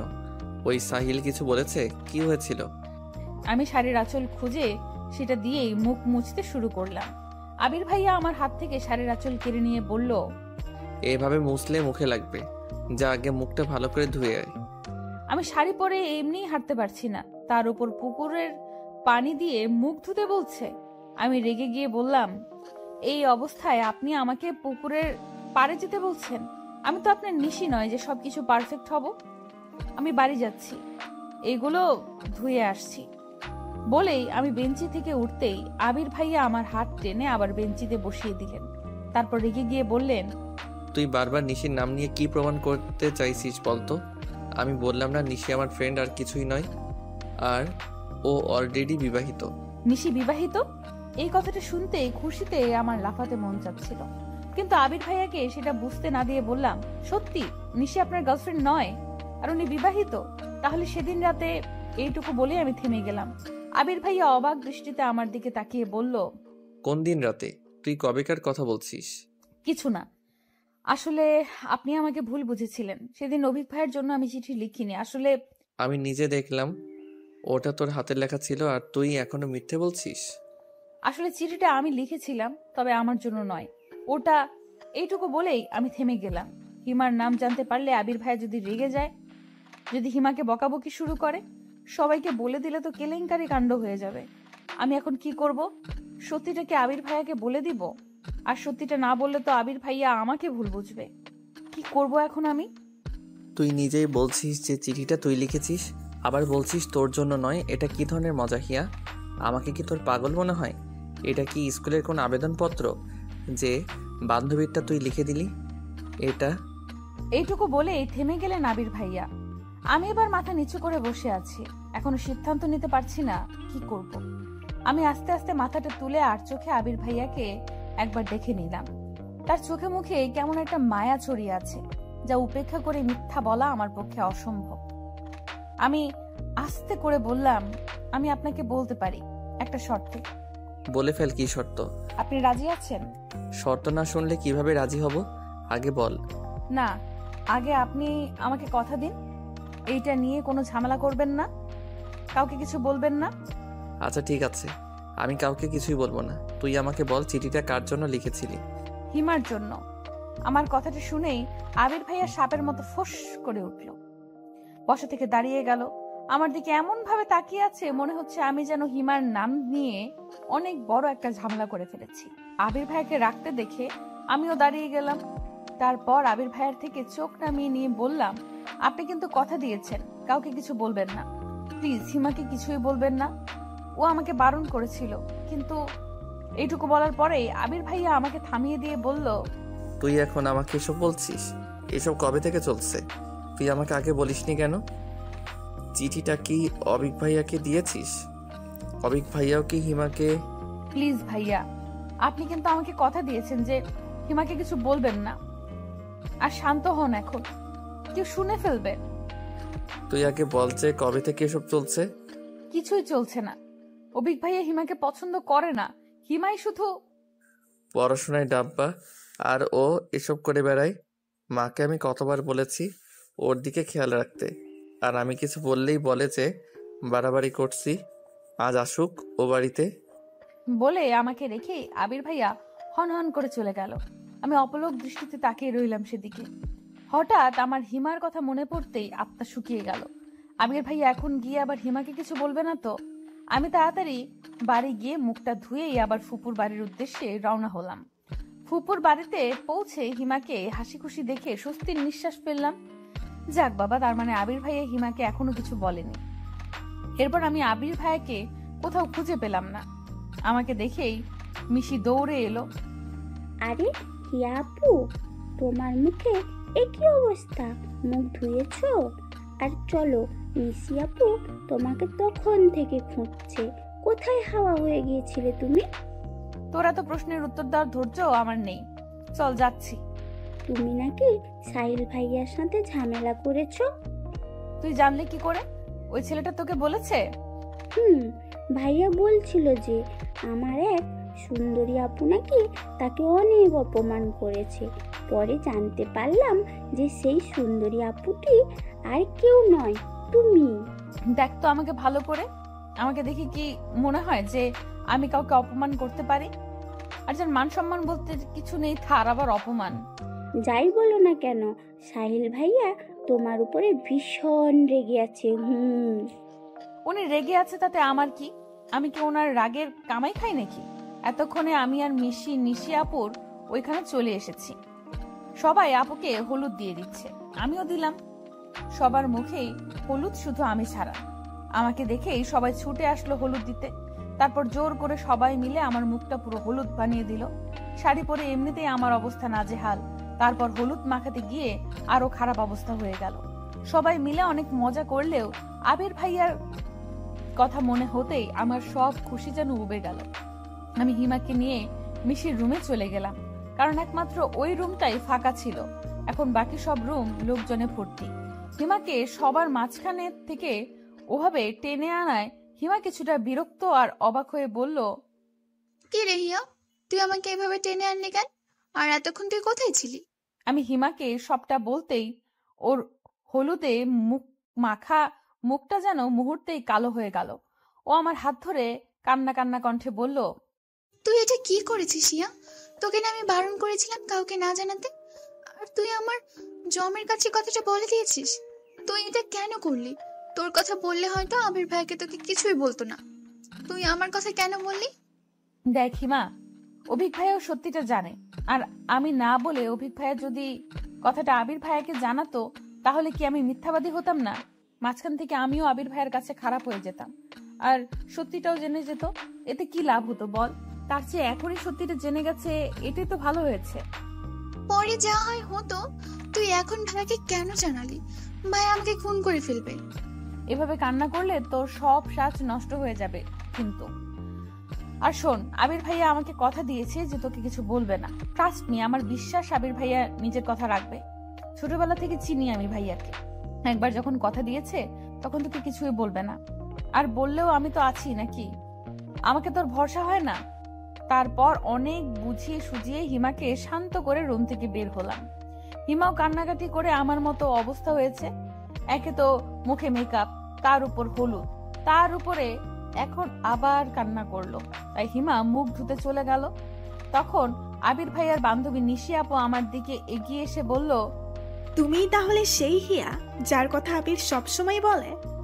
আমার কথা আবির ভাইয়ার মুখে শুনেছেন? হ্যাঁ, আবির তো সারাক্ষণ তোমার গল্পই করে। হিয়ার এই পছন্দ, হিয়ার ওই পছন্দ, হিয়া এই খেতে ভালোবাসে, আরো অনেক কিছু। ওর মুখে তোমার গল্প শুনতে শুনতে এখন আমারও মুখস্থ হয়ে গেছে যে তোমার পছন্দ অপছন্দ কি। আর তুমি তো ছবির থেকেও বেশি সুন্দরী, যদিও এখন তোমার মুখ দেখে সহজে চিনার উপায় নেই। বলে হাসতে লাগলো নিশি আপু। আপুর সাথে সাথে আমিও একটু হাসার চেষ্টা করলাম। তবে আমি কথাগুলো শুনে এতটাই অবাক হয়েছিলাম যে হাসিটা ভেতর থেকে ঠোঁট অব্দি পৌঁছলো না। তা আবির ভাইয়া আমার আর কি কি গল্প করেছে আপনার কাছে? করেছে তো অনেক গল্পই, তবে শুনলাম যে তুমি নাকি তোমার কাজিন অফিককে পছন্দ করো। কথাটা শুনেই আমি আশেপাশে তাকালাম যে কেউ আবার আমাদের কথা শুনছে না তো। তারপর দেখলাম যে না, তেমন কেউ আশেপাশে নেই। তারপর আমি স্বস্তির নিঃশ্বাস ফেলে বললাম, আপু, এটা আসলে একটা ভুল বোঝাবুঝি ছিল। আমি আবির ভাইকে পছন্দ করি না। আমার মুখে এই কথাটা শুনতেই নিশি আপুর মুখে এক প্রকার খুশির ঝিলিক দেখতে পেলাম। তিনি খুশি মুখে বলে উঠলেন, রিয়েলি তুমি অফিককে পছন্দ করো না? আচ্ছা, আমার একটা প্রশ্নের উত্তর দিতে পারবে? যদিও সেটা অনেকটা পার্সোনাল হয়ে যায়, তারপরেও তুমি যদি বলতে। আরে আপু, বলে ফেলুন, আমি তো আপনার ছোট বোনের মতোই। তুমি কি কাউকে পছন্দ করো? আই মিন ভালোবাসো? তুমি বলতে না চাইলে থাক, আমি তোমাকে ফোর্স করব না। আসলে কথাটা জানতে ইচ্ছে হলো, তাই জিজ্ঞাসা করলাম আর কি। এমন প্রশ্ন শুনে আমি অনেকটা বিব্রতিকর অবস্থায় পড়ে গেলাম। অচেনা একটা মানুষকে আমি কি করে বলবো যে আমি একজনকে ভালোবাসি? আর সে হচ্ছে আমার প্রাণপ্রিয় আবির ভাইয়া। তারপর এ হচ্ছে আবার আবির ভাইয়ারই বেস্ট ফ্রেন্ড। সরি আপু, আমি তোমাকে আগেই বলেছি, তোমার ইচ্ছা না হলে বলতে হবে না। আমি এমনিই জানতে চাইলাম। আসলে তুমি এই কথাটা জানালে আমি আবিরের একটা সিক্রেট তোমাকে জানাবো। এবার তুমি ভেবে দেখো যে আমাকে বলবে কিনা। না আপু, আমি কাউকে ভালোবাসি না। আবির কেউ না? আমার উত্তর শোনার পর নিশি আপু আবার এমন একটা প্রশ্ন করবে আমি কল্পনাও করতে পারিনি। আমি কি বলবো না বলবো তা ভাবছি, এমন সময় সেখানে হিমা এসে জানালো যে বাড়ি যাওয়ার জন্য সবাই বের হয়েছে, আমাদের খুঁজছে। আমি যেন বড় বাচ্চা বেঁচে গেলাম, কিন্তু কষ্ট একটাই যে আবির ভাইয়ার সিক্রেটটা শুনতে পারলাম না। আচ্ছা, পরে কি নিশি আপু আমাকে সিক্রেটটা বলবে, নাকি আবির ভাইয়ার সিক্রেট আমার কাছে অজানাই রয়ে যাবে? আবির ভাইয়া নিশি আপুকে হিমার কাছে শুতে বললেও নিশি আপু আমার কাছে থাকতে চাইলো। তখন আবির ভাইয়া জোরে সরে হেসে দিল। তারপর বলল, ওকে পাহারা দেওয়ার জন্যই একজন লাগে, তুই আবার ওর কাছে কি থাকবি? এত সুন্দরী যদি চুরি যায়, পাহারা না দিলে কি হয়? আজ না হয় আমিই পাহারা দেব। কি হিয়া, তোমার কোনো আপত্তি আছে নাকি? না আপু, আমার কোনো সমস্যা নেই। আমার তো আরো ভালো হয়েছে আবির ভাইয়ার সিক্রেট কথাটা শুনতে পাবো। সারাদিন শাড়ি পরে থাকতে থাকতে আমার অবস্থা খারাপ। শাড়িটা চেঞ্জ করে এসে দেখি যে নিশি আপু শুয়ে আছে। আমি আস্তে আস্তে আপুর পাশে গিয়ে শুয়ে পড়লাম। তখন আপু আস্তে আস্তে বলে উঠলো, আমার প্রশ্নের উত্তরটা কিন্তু এখনো পাইনি হিয়া, বলবে না? কিন্তু আপু, আমি তো আপনার প্রশ্নের উত্তর দিয়ে দিয়েছি। এবার আপনার বলার পালা, আবির ভাইয়ার সিক্রেট। তোমার তো দেখছি তর্স হয়েছে না শোনার জন্য। তুমি আবিরকে ভালোবাসো, তাই না? আমি আবারও চুপ করে গেলাম। এই নিশি আপু কেন বুঝতে চাইছে না যে এই প্রশ্নের উত্তরটা আমি ওনাকে দিতে চাচ্ছি না? আমাকে চুপ থাকতে দেখে উনি আবার বললেন, আবির তোমাকে পছন্দ করলেও কি ওকে ফিরিয়ে দিবে? আমি চট করে বলে দিলাম, কখনোই না। কি কখনোই না? আবির তোমাকে পছন্দ করবে না, নাকি তুমি ফিরিয়ে দিবে না? কোনটা? লজ্জায় আমার কথাগুলো এলোমেলো হয়ে যাচ্ছে। তারপরেও সেগুলোকে যথাসম্ভব গুছিয়ে বললাম, আবির ভাইয়া কি সত্যিই আমাকে পছন্দ করবে কখনো? তোমার মতো মেয়েকে পছন্দ না করার কিছু তো দেখছি না। আর আবির তো হিয়া বলতে পাগল। মানে? মনে হচ্ছে তুমি কিছুই বোঝো না। আবির তোমাকে অনেক ভালোবাসে, প্রতিবার আসার সময় তোমার জন্য কিছু না কিছু কিনবেই। আমাকে জোর করে ওর সাথে নিয়ে যায়। তোমাকে দিলে সবাই কি ভাববে তাই হিমার জন্যও কিনে। এইবারও তো। এইবার কি এনেছিল? কই, আমাকে তো কিছু দেয়নি। এইবার তোমার জন্য একটা গোল্ডেন রিং এনেছিল, তোমাকে প্রপোজ করার জন্য। কিন্তু তুমি অভিক ভাইয়াকে পছন্দ করো মনে করে তাড়াতাড়ি ফিরে গেছে। গোল্ডেন রিং আমার জন্য? আর টাকাটা কিভাবে জমিয়েছে জানো? কিভাবে? ওর টিউশনের টাকা। তোমাকে ও ওর নিজের টাকায় কেনা জিনিস দিতে চেয়েছিল। সেই রিংটা কোথায়? ওর কাছেই আছে। তারপর দুজনে গল্প করতে করতে কখন ঘুমিয়ে পড়েছি মনে নেই। সকালে যতবার আবির ভাইয়াকে দেখছি ততবার আমার শুধু রিংটার কথাই মনে হচ্ছে। কিন্তু আবির ভাইয়া কাল রাতের পর থেকে আমার সাথে একটা কথাও বলেনি। হিমাও মুখটা পেঁচার মতো করে রেখেছে। হিমা আর আবির ভাইয়া যে কাল থেকে কথা বলেনি তা তাদের মুখ দেখে বোঝা যাচ্ছে। আবির ভাইয়া যে হিমাকে বকা দেয়নি এটাই আমার কাছে অনেক। নিশি আপুর মুখে রাতে আবির ভাইয়ার অনেক গল্প শুনেছি। যদিও নিশি আপুর চেয়ে আবির ভাইয়াকে আমি বেশি দিন ধরে চিনি, কিন্তু তাদের ভার্সিটির গল্প শুনতে ভালোই লাগছিল। আজ নিশি আপুর বিয়েতে আমি আর হিমা বেগুনি রঙের একটা ড্রেস পরেছি। আমরা থাকিও জমজের মতো, আবার আমাদের ড্রেসও জমজের মতো। আমার বাবা বা কাকা কেউ আমাদের একজনের জন্য কোনো কিছু কেনে না, যা কিনবে দুজনের জন্যই। ছোটবেলা থেকেই এমন, তাই কোথাও গেলে সাধারণত আমরা একই ড্রেস পরে যাই। আমি, হিমা আর নিশি আপু সবার সাথে দাঁড়িয়ে আছি। হঠাৎ সেখানে সাহিল ভাইয়ার উদয় হলো। তারপর তিনি আমাকে আর হিমাকে উদ্দেশ্য করে বলতে লাগলো, আপনারা দুইজন জমজ বোন নাকি? হ্যাঁ, যদিও চেহারায় মিল নেই, তবে দেখতে জমজের মতোই। সব জমজের চেহারায় তো আর হুবহু হয় না। দেখিয়া উনি দেখতে কিছুটা অভিক ভাইয়ের মতো না? আমি তো প্রথমে চমকে গিয়েছিলাম। অমন হা করে তাকিয়ে থাকিস না, পরে আবার ওনার ভাব বেড়ে যাবে। তুই চিনিস নাকি ওনাকে? কই, আমাকে তো বলিসনি কিছু। আরে আমি চিনবো কি করে? কাল ফুপা বলল যে ইনি নাকি ওনার কেমন বোনের ছেলে, তাই শুনলাম আর কি। ও আচ্ছা, তাই বল। আপনারা কি আমাকে নিয়ে কিছু বলছেন? হিমা ওনার কথার উত্তর দিতে যাচ্ছিল, আমি ওকে টেনে ওখান থেকে নিয়ে আসলাম। নিশি আপু আমাদের সাথেই আসলো। তারপর হিমাকে বললাম, তুই শুধু শুধু ওনার সাথে ফালতু কথায় জড়াচ্ছিলি। উনি লোকটা মনে হয় সুবিধার নয়। বর চলে এসেছে, সবাই ওদিকে চলে গেল। মিশিরা সবাই গেলেও আমি আর নিশি আপু যেখানে দাঁড়িয়েছিলাম ওখানেই রইলাম। বেশি লোকজনের মধ্যে যেতে আমার ভালো লাগে না। নিশি আপুরও হয়তো ভালো লাগে না, কিন্তু তার জিজ্ঞেস করা হলো না। আজ রাতে নিশি আপু হিমার কাছেই ছিল। কাল চলে যাবে জন্য হিমা জোরাজুরি করছিল ওর কাছে থাকার জন্য। নিশি আপুর আজও ইচ্ছে ছিল আমার কাছে থাকার, হয়তো আরো গল্প করতে চেয়েছিল, কিন্তু তা আর হলো না। অনেক চেষ্টা করেও আজ আর আবির ভাইয়ার সাথে কথা বলতে পারলাম না। ভাইয়া অনেক ব্যস্ত ছিল সারাদিন। ফুপুর ছেলে না থাকায় আবির ভাইয়া মিশির অন্য কাজিনদের সাথে অনেক সাহায্য করেছে। তাহলে সাহিল ভাইয়ার সাথে যে আবির ভাইয়ার সম্পর্ক ভালো হয়নি তা দুজনকে একসাথে একবার দেখেই বোঝা গিয়েছে। আবির ভাইয়া আর নিশি আপু চলে যাচ্ছে জন্য আমার আর হিমার মন কিছুটা খারাপ। এই দুদিনেই অনেকটা আপন হয়ে গিয়েছিল নিশি আপু, কিন্তু বিদায় তো দিতেই হবে। আবির ভাইয়াকে আমি প্রাণ ভরে দেখে নিলাম যাওয়ার সময়। কে জানে আবার কবে সামনে থেকে এইভাবে দেখতে পাবো। আবির ভাইয়ার সাথে আগের মতো কথা হলেও আমি সব সময় এই আশায় থাকি যে হয়তো আজই আবির ভাইয়া আমাকে তার মনের কথাটা জানাবে, কিন্তু না, সেই সময়টা যেন আবির ভাইয়ার আর হয়ে ওঠে না। কথা বললে শুরুতেই বলবে ভালো করে পড়াশোনা করবি। আরে ভাই, পড়াশোনা ছাড়া কি মানুষের জীবনের কিছু থাকতে পারে না?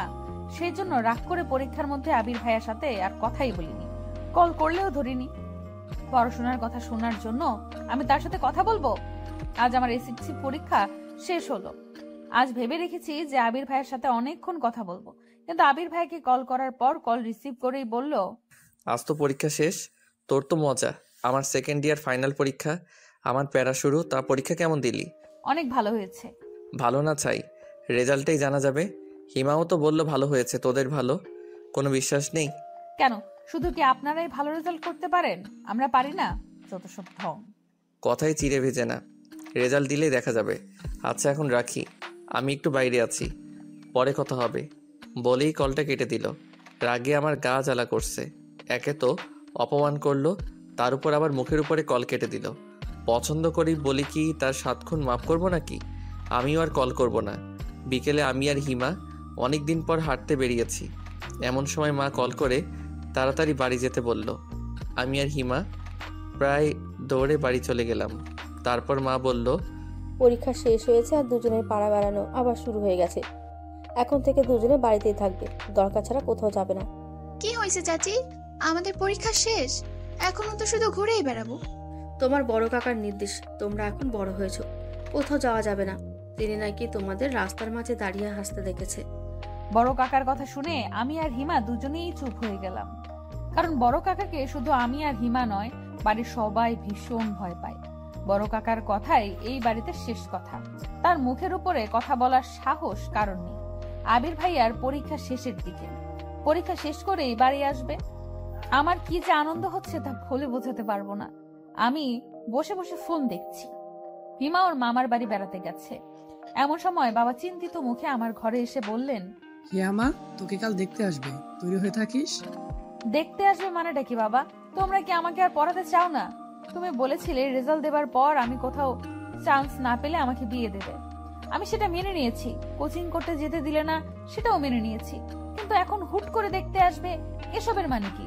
তোর বড় কাকা ছেলে দেখেছে, আমি তো মানা করেছিলাম, কিন্তু বড় ভাই বলল যে আমি এসব কিছুই জানি না। আমি এখনই বিয়ে করব না, ব্যাস।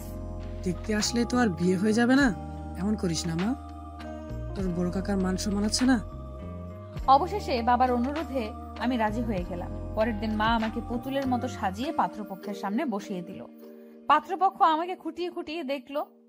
সে অবধিও ঠিক আছে, কিন্তু হঠাৎ ছেলের মা বলে উঠল, দেখা দেখি তো অনেক হলো, জানারও তো আর কিছু নেই। আমরাই তো। দেখি মা, তোমার বাম হাতটা দাও তো। শেষের কথাগুলো আমাকে উদ্দেশ্য করে বলল। আমি ওনার কথার কোনো মানে না বুঝতে পেরে সবার সামনে বাধ্য মেয়ের মতো হাতটা বাড়িয়ে দিতেই ছেলেটা আমার হাতের মধ্যে আংটি পরিয়ে দিল। আমার আঙুলে আংটি পড়তেই আমি রাগী চোখে বাবার দিকে তাকালাম। বাবা চোখ নামিয়ে নিল। আমি ওখান থেকে চলে আসার জন্য পা বাড়িয়েছি। তখন বড় বাবা বলে উঠলেন, হিয়া, ওখানে বসো। আমি ওনাদের সামনে সোফার উপর বসে পড়লাম। আমার মাথাটা যেন ঝিমঝিম করছে, পুরো পৃথিবীটা মনে হচ্ছে ঘুরছে। নিজের অনিচ্ছা সত্ত্বেও আমি ওখানে বসে রইলাম। ওনারা চলে যেতেই আমি রাগে চেঁচিয়ে উঠলাম, বাবা, তুমি এখনো চুপ করে আছো? কি বলেছিলে তুমি? আর এখন কি হলো? আমি আংটিটা হাত থেকে খুলতে যাচ্ছিলাম, মা আমাকে বাধা দিয়ে বলল, এসব কি ধরনের ছেলে মানুষই? এই আংটি হাত থেকে একদম খুলবি না। এত ভালো ছেলে সারা গ্রাম খুঁজেও একটাও পাবি? তোর বাবা যা করেছে তোর ভালোর জন্যই করেছে। মা, আমি বিয়ে করতে পারবো না। মা বাবার সামনে থেকে আমাকে নিয়ে এলো।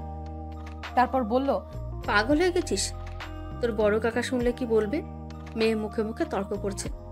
আমি এই বিয়ে করতে পারবো না, ব্যাস। কেন? বিয়ে করতে সমস্যা কি? আজ হোক আর কাল হোক, বিয়ে তো করতেই হবে। আর একটা কথাও বলবি না। আমি একজনকে পছন্দ করি। আমি এ ছেলে কেন, অন্য কাউকেই বিয়ে করতে পারবো না তাকে ছাড়া। আমার কথাটা শেষ হতে না হতেই বাবা আমার রুমে এসে আমাকে একটা থাপ্পড় দিলেন। আমি কল্পনাও করতে পারিনি যে বাবা আমার গায়ে হাত তুলতে পারে। আমি হা করে বাবার মুখের দিকে তাকিয়ে আছি। চোখের পানিগুলো কোনো বাধা মানছে না। বাবা রেগে গিয়ে মাকে উদ্দেশ্য করে বলল, তোমার মেয়েকে বোঝাও একটু, ওনারা আংটি পরিয়ে দিয়েছে, এখন এইসব বলে লাভ নেই। আমি ওনাদের কথা দিয়েছি, 2 দিন পর বিয়ে। ছেলে 1 সপ্তাহ ছুটি নিয়ে এসেছে, এখন কোনো অনুষ্ঠান হবে না, শুধু রেজিস্ট্রি করে রাখা হবে। ওরা আজকেই করতে চেয়েছিল, কিন্তু আমি 2 দিনের সময় নিয়েছি। আমার একমাত্র মেয়ের বিয়ে একটু অ্যারেঞ্জ ম্যারেজ না করলে হয়? বাবার মুখে কথাগুলো শুনে আমি থপ করে বিছানার উপর বসে পড়লাম। কোনো কিছু বলার শক্তিটুকু হারিয়ে ফেলেছি। বাবা এভাবে আমার বিয়ে ঠিক করে ফেলবে আমি কল্পনাও করতে পারিনি। বেশি বাড়াবাড়ি করলে কালকে আমি বিয়ের ব্যবস্থা করছি। কথাগুলো বলেই বাবা আমার রুম থেকে বের হয়ে গেলেন। মা আমাকে বুঝিয়ে সুঝিয়ে চলে গেল। আমি পাথরের মতো অনড় হয়ে ওখানেই বসে রইলাম। রাতে খাওয়া দাওয়া না করেই শুয়ে রইলাম। মা কয়েকবার খাওয়ার জন্য ডাকলেও বাবা একটা কথাও বললেন না। নিজে খেয়ে দিয়ে চুপচাপ শুয়ে পড়লো। বাবা তো কখনো এমন করে না আমার সাথে। তাহলে আজ কেন এমন করছে? হিমাও নেই যে ওর সাথে একটু গল্প করব। আমার বিয়ে ঠিক হয়েছে শুনে কালকেই চলে আসবে বলল। আমি আংটিটা খুলে টেবিলের উপর রেখে আবির ভাইয়াকে কল করে সবটা বলতেই আবির ভাইয়া বলল, ছোট কাকা এমনটা করতে পারে না, এইভাবে তোর বিয়ে দিতে পারে না। আমার পরশুর সেন্ট্রাল ভাইবা আছে, ওটা শেষ হলেই আমি বাড়ি চলে আসছি। তুই চিন্তা করিস না, সব ঠিক হয়ে যাবে। কিছুই ঠিক হবে না। পরশু এসে আমার বিয়ে দেখতে চান? আবির ভাইয়া আজ একটা কথা সত্যি করে বলুন তো, আপনি কি সত্যি চান যে আমার বিয়ে হয়ে যাক অন্য কারোর সাথে? এসব তুই কি বলছিস হিয়া? আর আমার চাওয়া না চাওয়ার কি কোনো মূল্য আছে তোর কাছে? তুই তো বলছিস এখন বিয়ে করবি না। কেন বলছি সেটা মনে হয় জানেন না। কেন এখনো চুপ করে থাকবেন? আমি সব জানি ভাইয়া, আপনি যদি এখনো চুপ করে থাকেন তাহলে আমি সত্যি বিয়ে করে নেব। একবার শুধু বলুন। হ্যাঁ হিয়া, আমি মানছি আমি তোকে ভালোবাসি, কিন্তু আবির ভাইয়ের মুখে এই কথাটা শোনার জন্য আমি কতদিন ধরে অপেক্ষা করছিলাম। আজ তার অবসান ঘটল, তবে এমন একটা পরিস্থিতিতে এমন কথা শুনতে হবে তা ভাবতে পারিনি। আমি এবার আনন্দে কান্না করে দিলাম। তারপর বললাম, আমি আপনাকে ভালোবাসি ভাইয়া, আর আপনিও আমাকে ভালোবাসেন। পৃথিবীর আর কোনো শক্তি নেই যে আমাকে অন্য কারোর সাথে বিয়ে দিতে পারে। আমি আপনাকে ছাড়া অন্য কাউকে বিয়ে করব না। আপনি তো আমাকে গ্রহণ করবেন আপনার জীবনে। হিয়া, এখন এসব বলার সময় নয়, আগে কাকাকে বোঝাতে হবে। বিয়েটা যে করে হোক আটকাতে হবে। কাকা এইভাবে তোর বিয়ে দিতে পারে না। সেটা নিয়ে আপনাকে ভাবতে হবে না, আপনি নিশ্চিন্তে থাকুন। আমি কিছুতেই এই বিয়ে করব না। হিয়া, তুই আমার সাথে মজা করছিস না তো? দেখ, মজা করা আমার একদম পছন্দ নয়। তুই যদি মজা করে থাকিস আমার থেকে সত্যিটা জানার জন্য, তাহলে কিন্তু ভালো হবে না। আপনার মনে হচ্ছে এমন একটা ব্যাপার নিয়ে আমি মজা করছি? আপনি হিমা বা চাচিকে জিজ্ঞেস করে দেখুন। আচ্ছা, আমি শুনছি। যদি এটা মজা হয় তাহলে তো বুঝতেই পারছিস। আচ্ছা, আমি আমার মনের কথাগুলো কাউকে জানাতে পারিনি এখনো, এমনকি হিমাকেও জানাতে ভয় লাগছে। ও যদি সবাইকে বলে দেয়। কিন্তু বিয়েটা তো আমি এখনো ভাঙতে পারিনি। বাবা বলেছে যে ছেলে নাকি বিয়ে পিছিয়ে দিয়েছে। ওদেরও বাজার সদাই করতে হবে। আর এবারের ছুটি তো কেটেই গেল, আবার ছুটি নিয়ে এসে একেবারে বিয়ের অনুষ্ঠান করে নিয়ে যাবে। কথাটা শুনে আমি যেন স্বস্তির নিঃশ্বাস ফেললাম। আবির ভাইয়া চলে আসলে কোনো একটা ব্যবস্থা নিশ্চয়ই করবে। আবির ভাইয়া বাবার সাথে কথা বলেছে, বাবা কারো কথাই শুনছে না। সে আমাকে বিয়ে দিয়েই ছাড়বে। আমি আবির ভাইয়ার ভরসায় আছি এখন। জানি না আমাদের ভালোবাসার জোর কতটুকু। রাতে আমি ঘুম থেকে উঠে দেখি মা পাশে নেই। আমার কেমন যেন ভয় লাগছিল। রাত প্রায় 3টা বাজে। আমি মাকে ডাকার জন্য বাবার ঘরের দিকে যেতেই শুনতে পেলাম যে বাবা বলছে, ও তো বুঝতে পারেনি যে কালকেই বিয়ে। ওকে কিন্তু কিছুতে জানানো যাবে না। তাহলে কি করবে না করবে কে জানে। ওকে যে কোনো বিশ্বাস নেই এখন আমার। এখনো রাজি হয়নি বিয়েতে, তাই না? না, রাজি হতে হবে না। ভেবো না তুমি, এই বয়সে এমন পাগলামি একটু একটু করেই থাকে। তুমি শুধু ওকে একটু চোখে চোখে রেখো।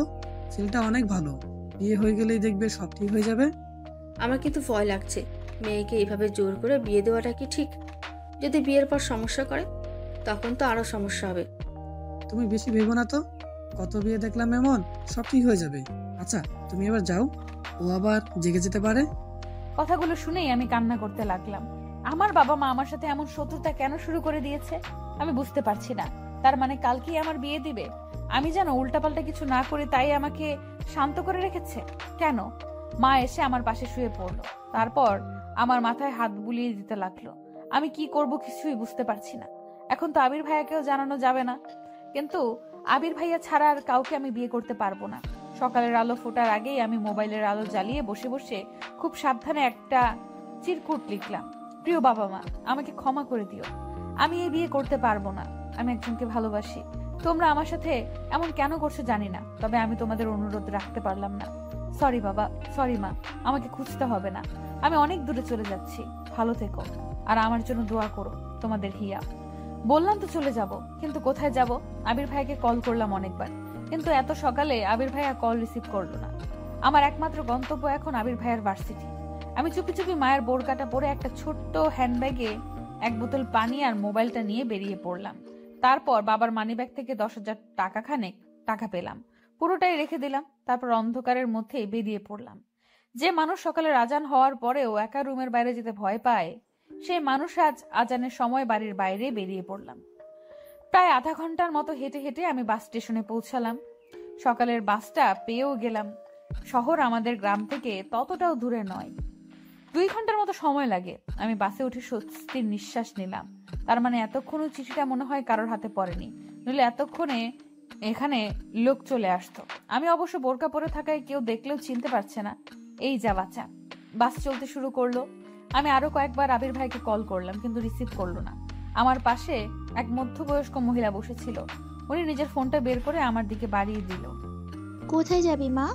আমার মেয়েকে একটু কল দিয়ে দিবি? দেখ রিতা লেখা আছে। আমি কোনো কথা না বলে চুপচাপ ফোনটা নিয়ে ওনার মেয়েকে কল করে দিলাম। কিছুক্ষণ পর উনি নিজের ব্যাগ থেকে পাউরুটি আর কলা বের করে খেতে লাগলেন। তারপর আমার দিকে একটা রুটি এগিয়ে দিয়ে বলল, নে মা, রুটিটা খেয়ে নে, আমার ছেলে কিনে দিয়েছে। আমি কি আর এত খেতে পারি? আমি না করা সত্ত্বেও জোর করে আমার হাতে ধরিয়ে দিয়ে বলল, বুড়ি বলে আমার হাতের জিনিস পছন্দ হচ্ছে না? বয়স হয়ে গেলে সবাই ঘৃণা করে। বলে অভিমানে উনি রুটিটা আমার হাত থেকে নিয়ে আবার ব্যাগে রাখতে যাচ্ছিলেন। আমি ওনাকে খুশি করার জন্য রুটিটা ওনার হাত থেকে নিয়ে খাওয়া শুরু করলাম। এতটা রাস্তা হেঁটে ক্ষুধাও পেয়েছিল। রুটিটা খাওয়ার সাথে সাথে আমার কেমন যেন ঘুম পেতে লাগলো। আমি চোখ দুটো বন্ধ করে ফেললাম। এত সকালে উঠায় হয়তো ক্লান্তিতে এমনটা হচ্ছে। তারপর আমার আর কিচ্ছু মনে নেই। আমি চোখ খুলে নিজেকে হসপিটালে আবিষ্কার করে অবাক হয়ে গেলাম। আমার ফোন, ব্যাগ সব কোথায়? আর আমি হসপিটালে এবার কি করে আসলাম? আমি আশেপাশে তাকিয়ে আরো অনেক লোকজন দেখতে পেলাম। বোঝাই যাচ্ছে যে এটা কোনো সরকারি হাসপাতাল। আমি নড়াচড়া করতে গিয়ে বুঝতে পারলাম যে আমাকে স্যালাইন দিয়ে রাখা হয়েছে। মাথাটা এখনো ঝিমঝিম করছে। সামনে একজন ডাক্তারকে দেখতে পেয়ে তাকে ডাকতে লাগলাম, এক্সকিউজ মি ডাক্তার সাহেব। আমার ডাক শুনে ডাক্তারটা আমার দিকে তাকালো। ডাক্তারকে দেখেই আমার আবার অজ্ঞান হয়ে যাওয়ার মতো অবস্থা। আমি আস্তে আস্তে করে বললাম, সাহিল ভাইয়া আপনি এখানে? এখন কেমন লাগছে? আপনি ঠিক আছেন তো? কি হয়েছিল? এতগুলো প্রশ্নের উত্তর কিভাবে দিব? তার আগে এটা বলুন যে আমি এখানে কি করছি, আর আপনি এবার এখানে কেন? তোমার কি কিছুই মনে নেই? মনে থাকলে কি আর জিজ্ঞেস করতাম? আমি যেহেতু ডক্টরের অ্যাপ্রন পরে আছি, নিশ্চয়ই আমি ডক্টর। আর তুমি যেহেতু রোগীর বেডে শুয়ে আছো, তার মানে তুমি রোগী। সিম্পল ব্যাপার, এতে না বোঝার কি আছে? কিন্তু আমি তো বাসে ছিলাম। তাহলে আমি এখানে কতক্ষণ ধরে আছি?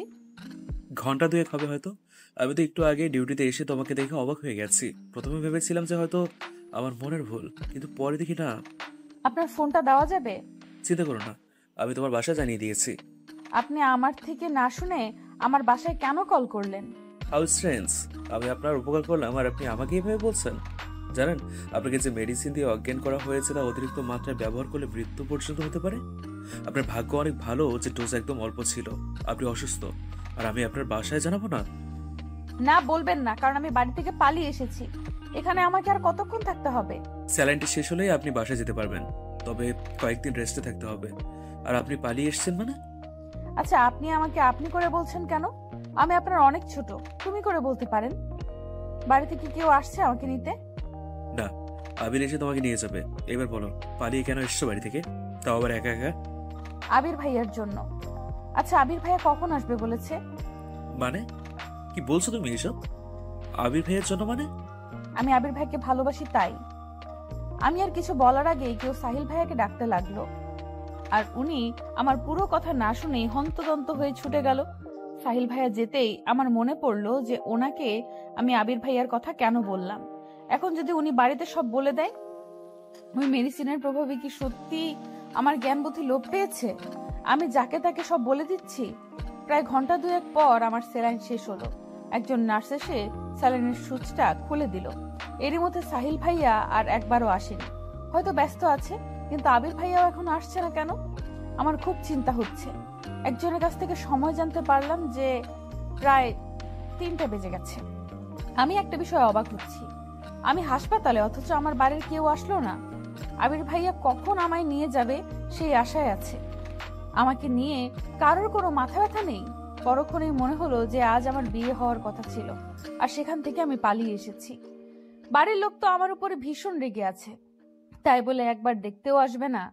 শরীরটা বড্ড ক্লান্ত, সকাল থেকে না খাওয়া।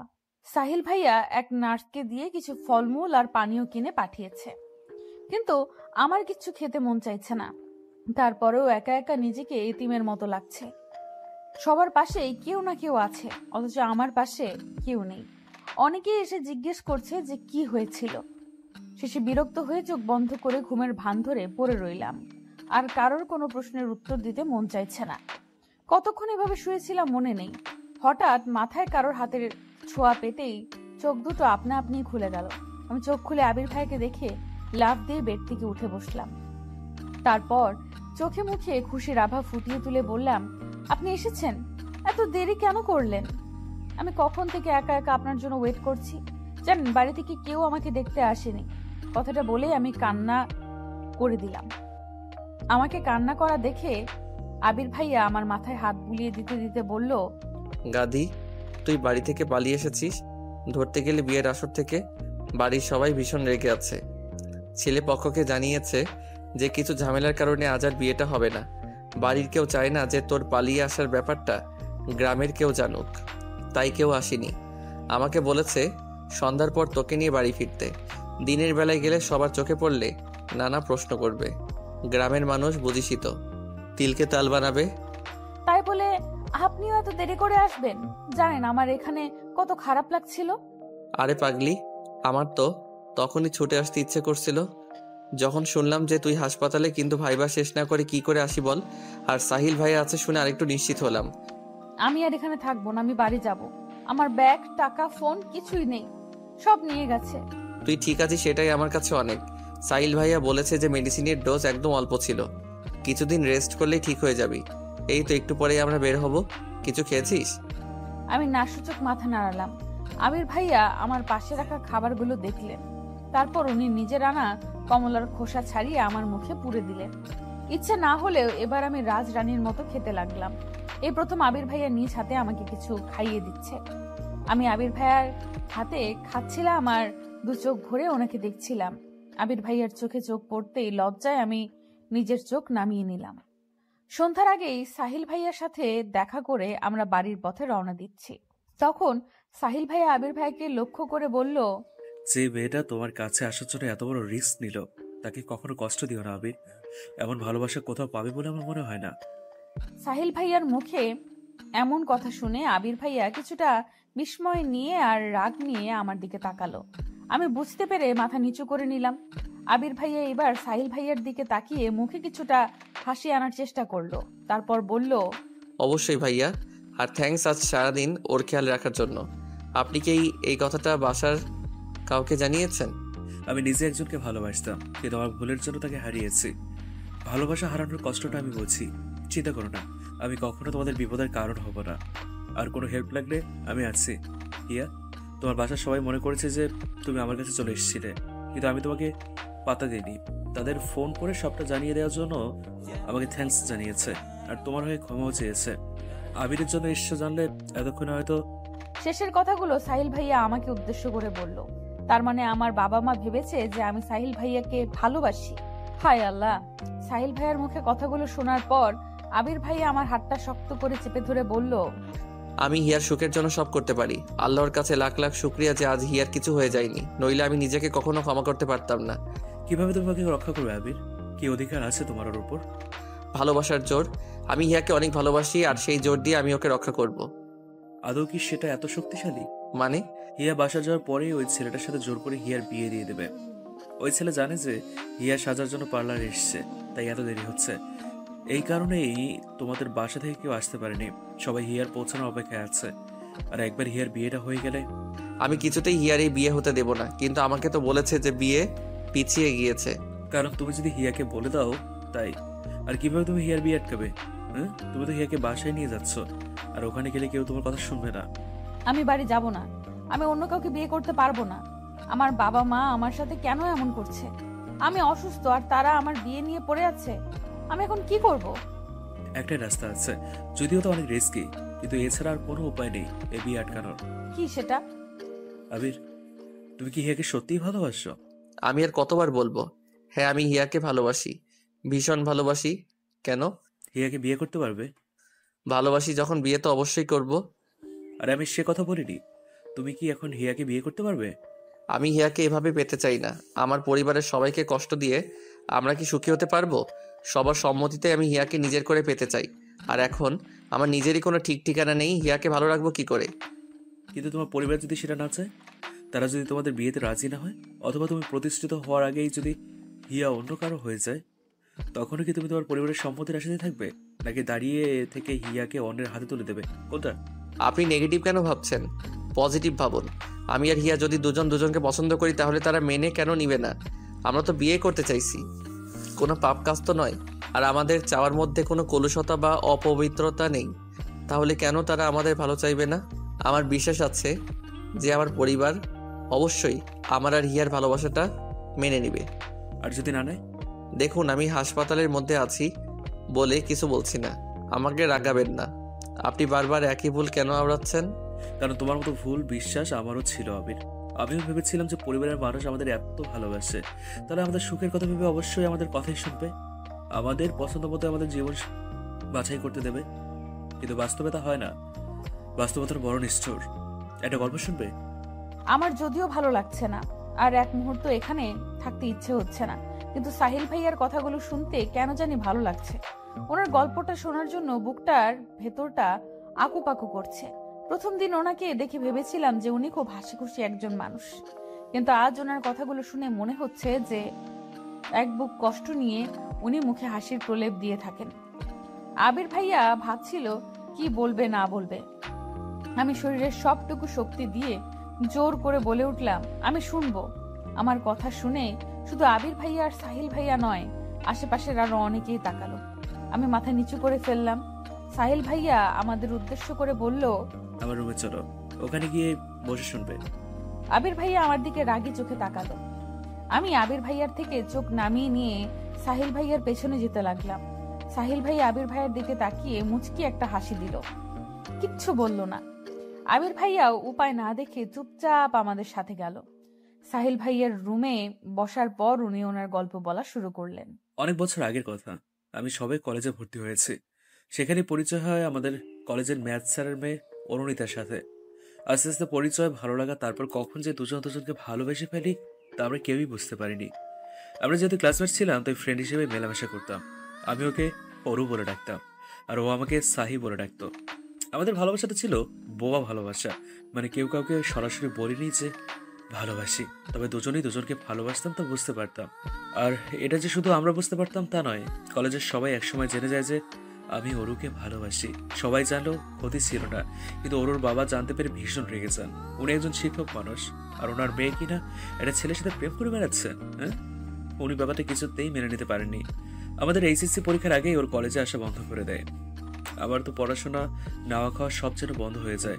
ওর সাথে সব রকমের যোগাযোগ বন্ধ হয়ে যায়। ওর চিন্তায় চিন্তায় আমিও অসুস্থ হয়ে পড়ি। ওর বাবাকে অনেক অনুরোধ করি ওর সাথে একবার দেখা করার জন্য, কিন্তু উনি আমাকে পরীক্ষা দিতে দেবেন না বলে হুমকি দেয়। আমার বাবাকে ডেকে অপমান করে। বাবা আমাকে বকা দিতে চাইলেও পারে না, কারণ তখন আমার অবস্থা এমনিতেই খারাপ। আরো শুনবে আবির? তোমাকে বলছি, পুরোটা শুনবে কি? না শুনতে চাইলে জোর করবো না। তারপর বলুন, শুনছি তো। আর কি ওর আপুর সাথে আপনার দেখা হয়নি? ওনার কি বিয়ে হয়ে গেছে? বিয়ে হয়ে গেলেও তো একটা সান্ত্বনা থাকতো যে ও এখনো বেঁচে আছে। এই কথাটা শুনেই আমার বুকের ভেতরটা যেন শূন্যতায় ভরে গেল। আমি সাহিল ভাইয়ের দিকে করুণ চোখে তাকিয়ে বললাম, ওরু আপু কি বেঁচে নেই? শেষ পরীক্ষার দিন ওর বাবা চোখ ফাঁকি দিয়ে আমার কাছে এসেছিল।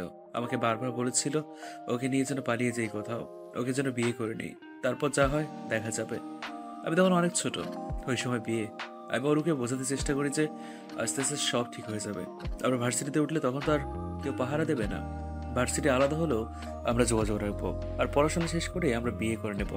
ও সেদিন অনেক কান্না করেছিল, কিন্তু সেই কান্নার সুরগুলো আমার কানে তখন পৌঁছেনি। আজ আমার কানে সেই সুর বাজে। মাঝে মধ্যে আমি ওর সেই নিদারুণ কান্না শুনতে পাই। সেদিন ওর বাবা আমাদের খুঁজে বের করে। এরপর আমাকে আর ওরকে বোঝায় যে আমাদের পড়াশোনা শেষ হলে উনি নিজে আমাদের বিয়ে দেবে। ওর ওনার সাথে সেদিন যেতে চেয়েছিল না, আমি জোর করে ওর বাবার সাথে পাঠিয়ে দিয়েছিলাম। ওর সেই করুণ চাউরিটা আজও আমার চোখের সামনে ভাসে। সেদিন যদি ওকে যেতে না দিতাম, তারপর আবার ওর সাথে যোগাযোগ বন্ধ হয়ে যায়। আমি ভাবলাম যে হয়তো বাসায় পড়াশোনা করছে। আমিও মেডিকেলের জন্য কোচিং করায় ব্যস্ত হয়ে পড়লাম। আমাকে যে ওর জন্য কিছু করতে হবে। আমি ভেবেছিলাম যে মেডিকেলে চান্স পেলে ওর বাবা আমাকে হাসি মুখে মেনে নেবে। এরপর সেদিন আমার অ্যাডমিশন ছিল। সকালে একটা আনা নম্বর থেকে কল আসলো। আমি রিসিভ করতে ওর কান্নার আওয়াজ শুনতে পেলাম। ওর কান্না করে বলেছিল যে ওর বাবা নাকি ওর বিয়ে ঠিক করে ফেলেছে। সেদিন ওর বিয়ে ছিল। অনেক কষ্টে একজনের ফোন থেকে লুকিয়ে আমাকে ফোন করেছিল। আমি বলেছিলাম যে পরীক্ষাটা দিয়েই আমি ওর বাসায় যাব, ওর বাবার সাথে কথা বলবো। অনেক কান্না করেছিল সেদিনও। আর আমি অ্যাডমিশন নিয়ে ব্যস্ত ছিলাম। আমরা কত স্বার্থপর। সেইটুকুই ছিল অরুর সাথে আমার শেষ কথা। অরু সেদিন আমার জন্য অনেকক্ষণ অপেক্ষা করেছিল। আমিও গিয়েছিলাম, তবে দেরি করে। অরু আমার অপেক্ষায় থেকে থেকে যখন ওর বিয়ের জন্য কবুল পড়াতে আসে, ঠিক তখনই নিজের কাছে থাকা মারাত্মক একটা বিষ ঠকঠক করে পান করে নেয়। সবার সামনে নতুন বধূ বেশে ওরও ঢলে পড়ে মৃত্যুর করে। কেউ জানে না যে সেই বিষও কোথায় পেয়েছিল। হসপিটালে নিয়েও লাভ হয়নি। আপনি গিয়ে কি ওনার লাশ দেখতে পেয়েছিলেন? হ্যাঁ, আমি ওর বাসা থেকে সোজা হসপিটালে চলে যাই, আর সেখানে আমার অরুকে বহু সাজে প্রাণ ভরে দেখে নিই। শেষ দেখা। আচ্ছা আবির, আর যদি হিয়ার কিছু হয়ে যেত, তুমি নিজে ক্ষমা করতে পারতে? এবার বলো। আমি হিয়াকে বিয়ে করতে চাই, আপনি সাহায্য করবেন? অবশ্যই, চলো আমার সাথে। আমাদের সাথে তো কোনো কাগজপত্র নেই, তাহলে? ওসব কিছুই লাগবে না, তুমি চলো আমার সাথে। তারপর উনি আমাদের ওই হসপিটালের মসজিদের সামনে দাঁড় করিয়ে ভেতরে চলে গেলেন। আমি আর আবির ভাইয়া চুপচাপ ওনার অপেক্ষা করতে লাগলাম। কয়েক মিনিট পর সাহিল ভাইয়া বাইরে এসে বললেন যে ব্যবস্থা হয়ে গেছে। তারপর আমাদের মসজিদের বারান্দার মতো একটা জায়গায় নিয়ে বসালেন। তারপর ইমাদ সাহেব আবির ভাইয়া আর আমাকে উদ্দেশ্য করে বললেন, তোমরা কি সত্যি এভাবে বিয়ে করতে চাও? কোনো কাগজপত্র নেই, শুধু ইসলামের শরীয়ত মোতাবেক কবুল পড়াতে পারবো আমি। কাগজপত্র তোমরা যে কোনো সময় নিতে পারবে। বলো রাজি? ওরা কি বলবে? আমি এখন ওদের গার্জিয়ান, আপনি বিয়ে পড়ান। আবির ভাইয়া কিছু বলতে গিয়েও বললেন না, আমিও আর কিছু বললাম না। ইমাম সাহেব আমাদের দুজনের নাম ধাম সব জিজ্ঞেস করে নিল। ইমাম সাহেব প্রথমে আমাকে, তারপর আবির ভাইকে কবুল পড়ালেন। আমার ভাবতে অবাক লাগছে যে আবির ভাইয়ের সাথে আমার বিয়ে হয়ে গেছে। মনে হচ্ছে যেন সব স্বপ্ন। সাহিল ভাইয়ার মুখে অফুরন্ত হাসির রেখা ফুটে উঠল। আমি আর আবির ভাইয়া সাহিল ভাইয়াকে বিদায় জানিয়ে বাড়ির উদ্দেশ্যে রওনা হলাম। সন্ধ্যা হয়ে গেছে, রাস্তাঘাট অন্ধকার হতে শুরু করেছে, সাথে আমাদের আশাগুলো। জানি না বাড়িতে আমাদের জন্য নতুন কোনো ঝড় তুফান অপেক্ষা করছি কিনা। আমি আর আবির ভাইয়া বাসে উঠলাম। বাসে উঠেই আবির ভাইয়া বাড়িতে কল করে জানিয়ে দিল যে আমরা রওনা দিয়েছি। হালকা শীত পড়তে শুরু করেছে, আর এমনিতেও আমার শরীরটা অনেক খারাপ। বাসে উঠেই আমি সিটের সাথে হেলান দিয়ে বসলাম। আবির ভাইয়া আমার মাথাটা নিচের কাঁধের উপর নিয়ে বলল, বেশি খারাপ লাগলে চোখ বন্ধ করে রাখো, ভালো লাগবে। আমি চোখ দুটো বন্ধ করার সাথে সাথে ঘুম ঘুম পেতে লাগলো। কতক্ষণ কেটে গেছে জানি না। চোখ খুলে দেখি আবির ভাইয়া আমাকে জাগানোর জন্য ডাকছেন। আমি সিট থেকে উঠে ভাইয়ার সাথে বাস থেকে নেমে পড়লাম। তারপর ভাইয়া একটা রিক্সা ডাকলো। অনেকটা রাত হয়ে গেছে, রিক্সাও তেমন নেই। আমি আর আবির ভাইয়া রিক্সায় উঠে বাড়ির উদ্দেশ্যে রওনা দিলাম। ভয়ে আমার আত্মা শুকিয়ে যাচ্ছে। সকালে কাউকে না জানিয়ে চলে গিয়েছিলাম, এখন না জানি সবাই কি বলবে। সবাই নাকি আমার উপরে ভীষণ রেগে আছে। আমি ভয়ে ভয়ে আবির ভাইকে বললাম, সবাই তো এমনিতেই আমার উপরে রেগে আছে, যদি শুনে যে আমরা বিয়ে করে নিয়েছি তাহলে তো আরো রাগারাগি করবে, আপনাকে অনেক বকাবকি করবে। আরে পাগল, আমরা কি গিয়েই বলবো নাকি যে আমরা বিয়ে করে নিয়েছি? পরিস্থিতি বুঝে কথা বলতে হবে, আমাদের বিয়ের কথা ভুলে মুখে আনবি না। আগে দেখ কি হয়, তারপরে। যদি সাহিল ভাইয়ার কথাই ঠিক হয়, ওই ছেলেটা যদি এখনো আমাদের বাড়িতেই থাকে আর আমি যাওয়ার সাথে সাথে আমাকে জোর করে বিয়ে দিয়ে দেয়। তুই এখন অনেক অসুস্থ, আর আমার মনে হয় না যে এই অবস্থায় বাড়ির সবাই তোর বিয়ে নিয়ে কথা বলবে। যদি বলে? তুইও এই সাহিল ভাইয়ার মতো নেগেটিভ ভাবতে শুরু করেছিস। চুপচাপ চল, বেশি কথা বলতে হবে না, সে যা হয় দেখা যাবে। রিক্সা থেকে নামতেই দেখতে পেলাম যে হিমা আর আমার মা গেটের সামনে দাঁড়িয়ে আছে। আমাকে দেখেই হিমা দৌড়ে আসলো, তারপর কান্না করতে করতে বলল, তুই কাউকে কিছু না বলে কোথায় গিয়েছিলি? আমরা তোকে কত খুঁজেছি জানিস, সবাই কত চিন্তা করছিল যদি তোর কিছু হয়ে যেত। ভাগ্যিস সাহেল ভাই ফোন করেছিল, আর একটু দেরি হলেই তো বড় কাকা পুলিশের কাছে যেতে চলেছিল। যদিও এইটুকু বলতেই মা হিমাকে থামিয়ে দিয়ে আমাকে বাড়ির মধ্যে টেনে নিয়ে গেলেন। তারপর জিজ্ঞেস করলো, তুই ঠিক আছিস তো? তোর বাবা আর কাকারা কিন্তু ভীষণ রেগে আছে, একটা কথা বলবি না, গিয়ে কি লাভ হলো? দেখলি তো, মা বাবা ছাড়া কেউ আপন হয় না। এবার লক্ষ্মী মেয়ের মতো আমাদের পছন্দের ছেলেকে বিয়ে করে নিবি। আমার প্রচন্ড রাগ হচ্ছে মায়ের কথা শুনে। আমি বাইরে থেকে আসলাম, এত বড় একটা ঘটনা ঘটে গেল, তারপরেও মা সেই বিয়ে দেওয়া নিয়েই পড়ে আছে। আমি কিছুটা রেগে গিয়ে বললাম, মা তুমি আমার চিন্তা করা বাদ দিয়ে এখনো বিয়ের চিন্তা করছো? আমি বলছি তো আমি অন্য কাউকে বিয়ে করতে পারবো না। মা আমাকে আবির ভাইয়াদের বসার ঘরে নিয়ে গেল, আর ওখানে বাবা কাকারা চাচিরা সবাই ছিল।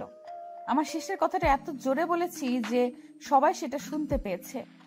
আমার কথাটা শুনেই বাবা বলে উঠলেন, ছি হিয়া, তুই আমার মেয়ে হয়ে আমার মান মর্যাদা সব মাটির সাথে মিশিয়ে দিলি। তোর একবারও আমার কথা মনে হলো না? এখনো তুই ওই ছেলেটার কথাই বলছিস? তোর লজ্জা করছে না? প্রথমে অভিক আর তারপর তুই চুপ করবি একটু? মেয়েটাকে আগে আসতে দে, তারপর সিদ্ধান্ত নেওয়া যাবে। বাড়ি যখন ফিরে এসেছে তখন আর চিন্তা কি? এইসব কথা যেন বাড়ির বাইরে না যায়। বড় কাকা কথাগুলো সবাইকে উদ্দেশ্য করেই বলল। আবির ভাইয়াও এখানে চলে এসেছে, কিন্তু অভিক ভাইয়ার কথা এখানে কোথা থেকে আসলো আমি তাই বুঝতে পারছিলাম না। আমি অবাক হয়ে জিজ্ঞেস করলাম, অভিক ভাইয়ার কি হয়েছে? ঠিক আছে তো? আমার ছেলেকে নিয়ে তো চিন্তা না করলেও চলবে। আমার ছেলের আবার কি হবে? ও ভালোই আছে। তুই অভিককে যে চিঠি দিয়েছিলি সেটা সবাই দেখে নিয়েছে, এই জন্য সবাই এত রেগে গেছে তোর ওপরে, আর বিয়ে দেওয়ার জন্য উঠে পড়ে লেগেছে। তুই এমন কাজ কেন করলি মা? বলেই কান্না শুরু করে দিল মা। কিন্তু আমি যেন নড়াচড়া করতে ভুলে গেছি। অভিক ভাইয়াকে দেওয়া চিঠির জন্যই সবাই আমার সাথে এত খারাপ ব্যবহার করছে, কিন্তু অভিক ভাইয়ের চিঠিটা এদের হাতে কি করে পৌঁছালো? অভিক ভাইয়াকে দিয়েছিল নাকি বাড়িতে রেখে গিয়েছিল সেটা দেখেই, কিন্তু এরা জানবে কি করে যে চিঠিটা আমি লিখেছি? তাহলে কি হিমা নিজের বাঁচার জন্য? এইটুকু ভাবতে আমার পুরো পৃথিবী শূন্য হয়ে গেল। আমি কি করব আর কি বলবো বুঝে উঠতে পারছিলাম না। বুঝে উঠতে না পেরে সোফার উপরে বসে পড়লাম। আবির ভাইয়া আমার পাশ থেকে মায়ের কথাগুলো শুনে ফেলে চেঁচিয়ে ওঠে, তোমরা যে চিঠির জন্য হিয়াকে ভুল বুঝছো, ওই চিঠিটা হিয়া দেয়নি, তোমরা ভুল বুঝছো। তুই যা জানিস না তা নিয়ে কেন কথা বলছিস? আর ওই মেয়ের হয়ে তুই কেন কথা বলছিস? হিমা এমন একটা কাজ করবে আমিও কখনো ভাবতে পারিনি, কিন্তু আমরা সবাই হাতের লেখা মিলিয়ে দেখেছি ওটা হিয়ার লেখার চিঠি। নিজের চাচাতো ভাইকে ওভাবে কেউ চিঠি লিখেছে? আমার সম্পর্কে সবার এত খারাপ ধারণা দেখে আমার মরে যেতে ইচ্ছে হচ্ছে। হিমার একটা ভুল আজ আমাকে এখানে এনে দাঁড় করিয়েছে। যারা আমাকে এত ভালোবাসতো তারা আমাকে ভুল বুঝছে। মা, ওটা হিয়াই লিখেছিল, তবে অন্য একটা মেয়ের জন্য। ওই মেয়েটাই ওকে বলেছিল চিঠিটা লিখে দিতে। তোমরা অবিক ভাইয়াকে জিজ্ঞেস করনি? অবিক ভাইয়া তো জানে সব, ওই চিঠিটা কে দিয়েছিল। ভাইয়াকে জিজ্ঞেস করলি তো সব সত্যিটা জানা যাবে। আবির, তুই এর মধ্যে নাক কেন গলাচ্ছিস? তুই কি করে জানিস চিঠির কথা? তোদেরকে তো বলিনি কিছু। আর আমার ছেলেকে এসব ঝামেলার মধ্যে টেনে আনবি না। ওকে আমি জিজ্ঞেস করেছিলাম যে ও কাউকে পছন্দ করে কিনা, ও না বলেছে। কিন্তু চাচি, অবিক ভাইয়াকে জিজ্ঞেস করা দরকার। সত্যিটা না জেনে আপনারা হিয়াকে কিভাবে দোষারোপ করতে পারেন? আমি আর এইসব নিয়ে কোনো কথা শুনতে চাই না। আর আবির, বড়দের সাথে সম্মান দিয়ে কথা বলতে শিখো। বেয়াদবি কোথা থেকে শিখছো? সবাই যে যার রুমে চলে যাও, কাল সকালে হিয়ার বিয়ে। এই নিয়ে আমি আর কোনো কথা শুনতে চাই না। এই মেয়েকে যত ঘরে রাখা যাবে তত খারাপ। আরও ছেলে মেয়ে আছে, তাদেরকে তো বিয়ে দিতে হবে। যার এই বিয়ে পছন্দ হবে না সে কালকের জন্য বাড়ি থেকে চলে যেতে পারো। শেষের কথাগুলো কাকা আবির ভাইকে উদ্দেশ্য করে বলল। আমি বারবার হিমার দিকে তাকাচ্ছি। ভয়ে হিমার মুখ হলুদ হয়ে গেছে।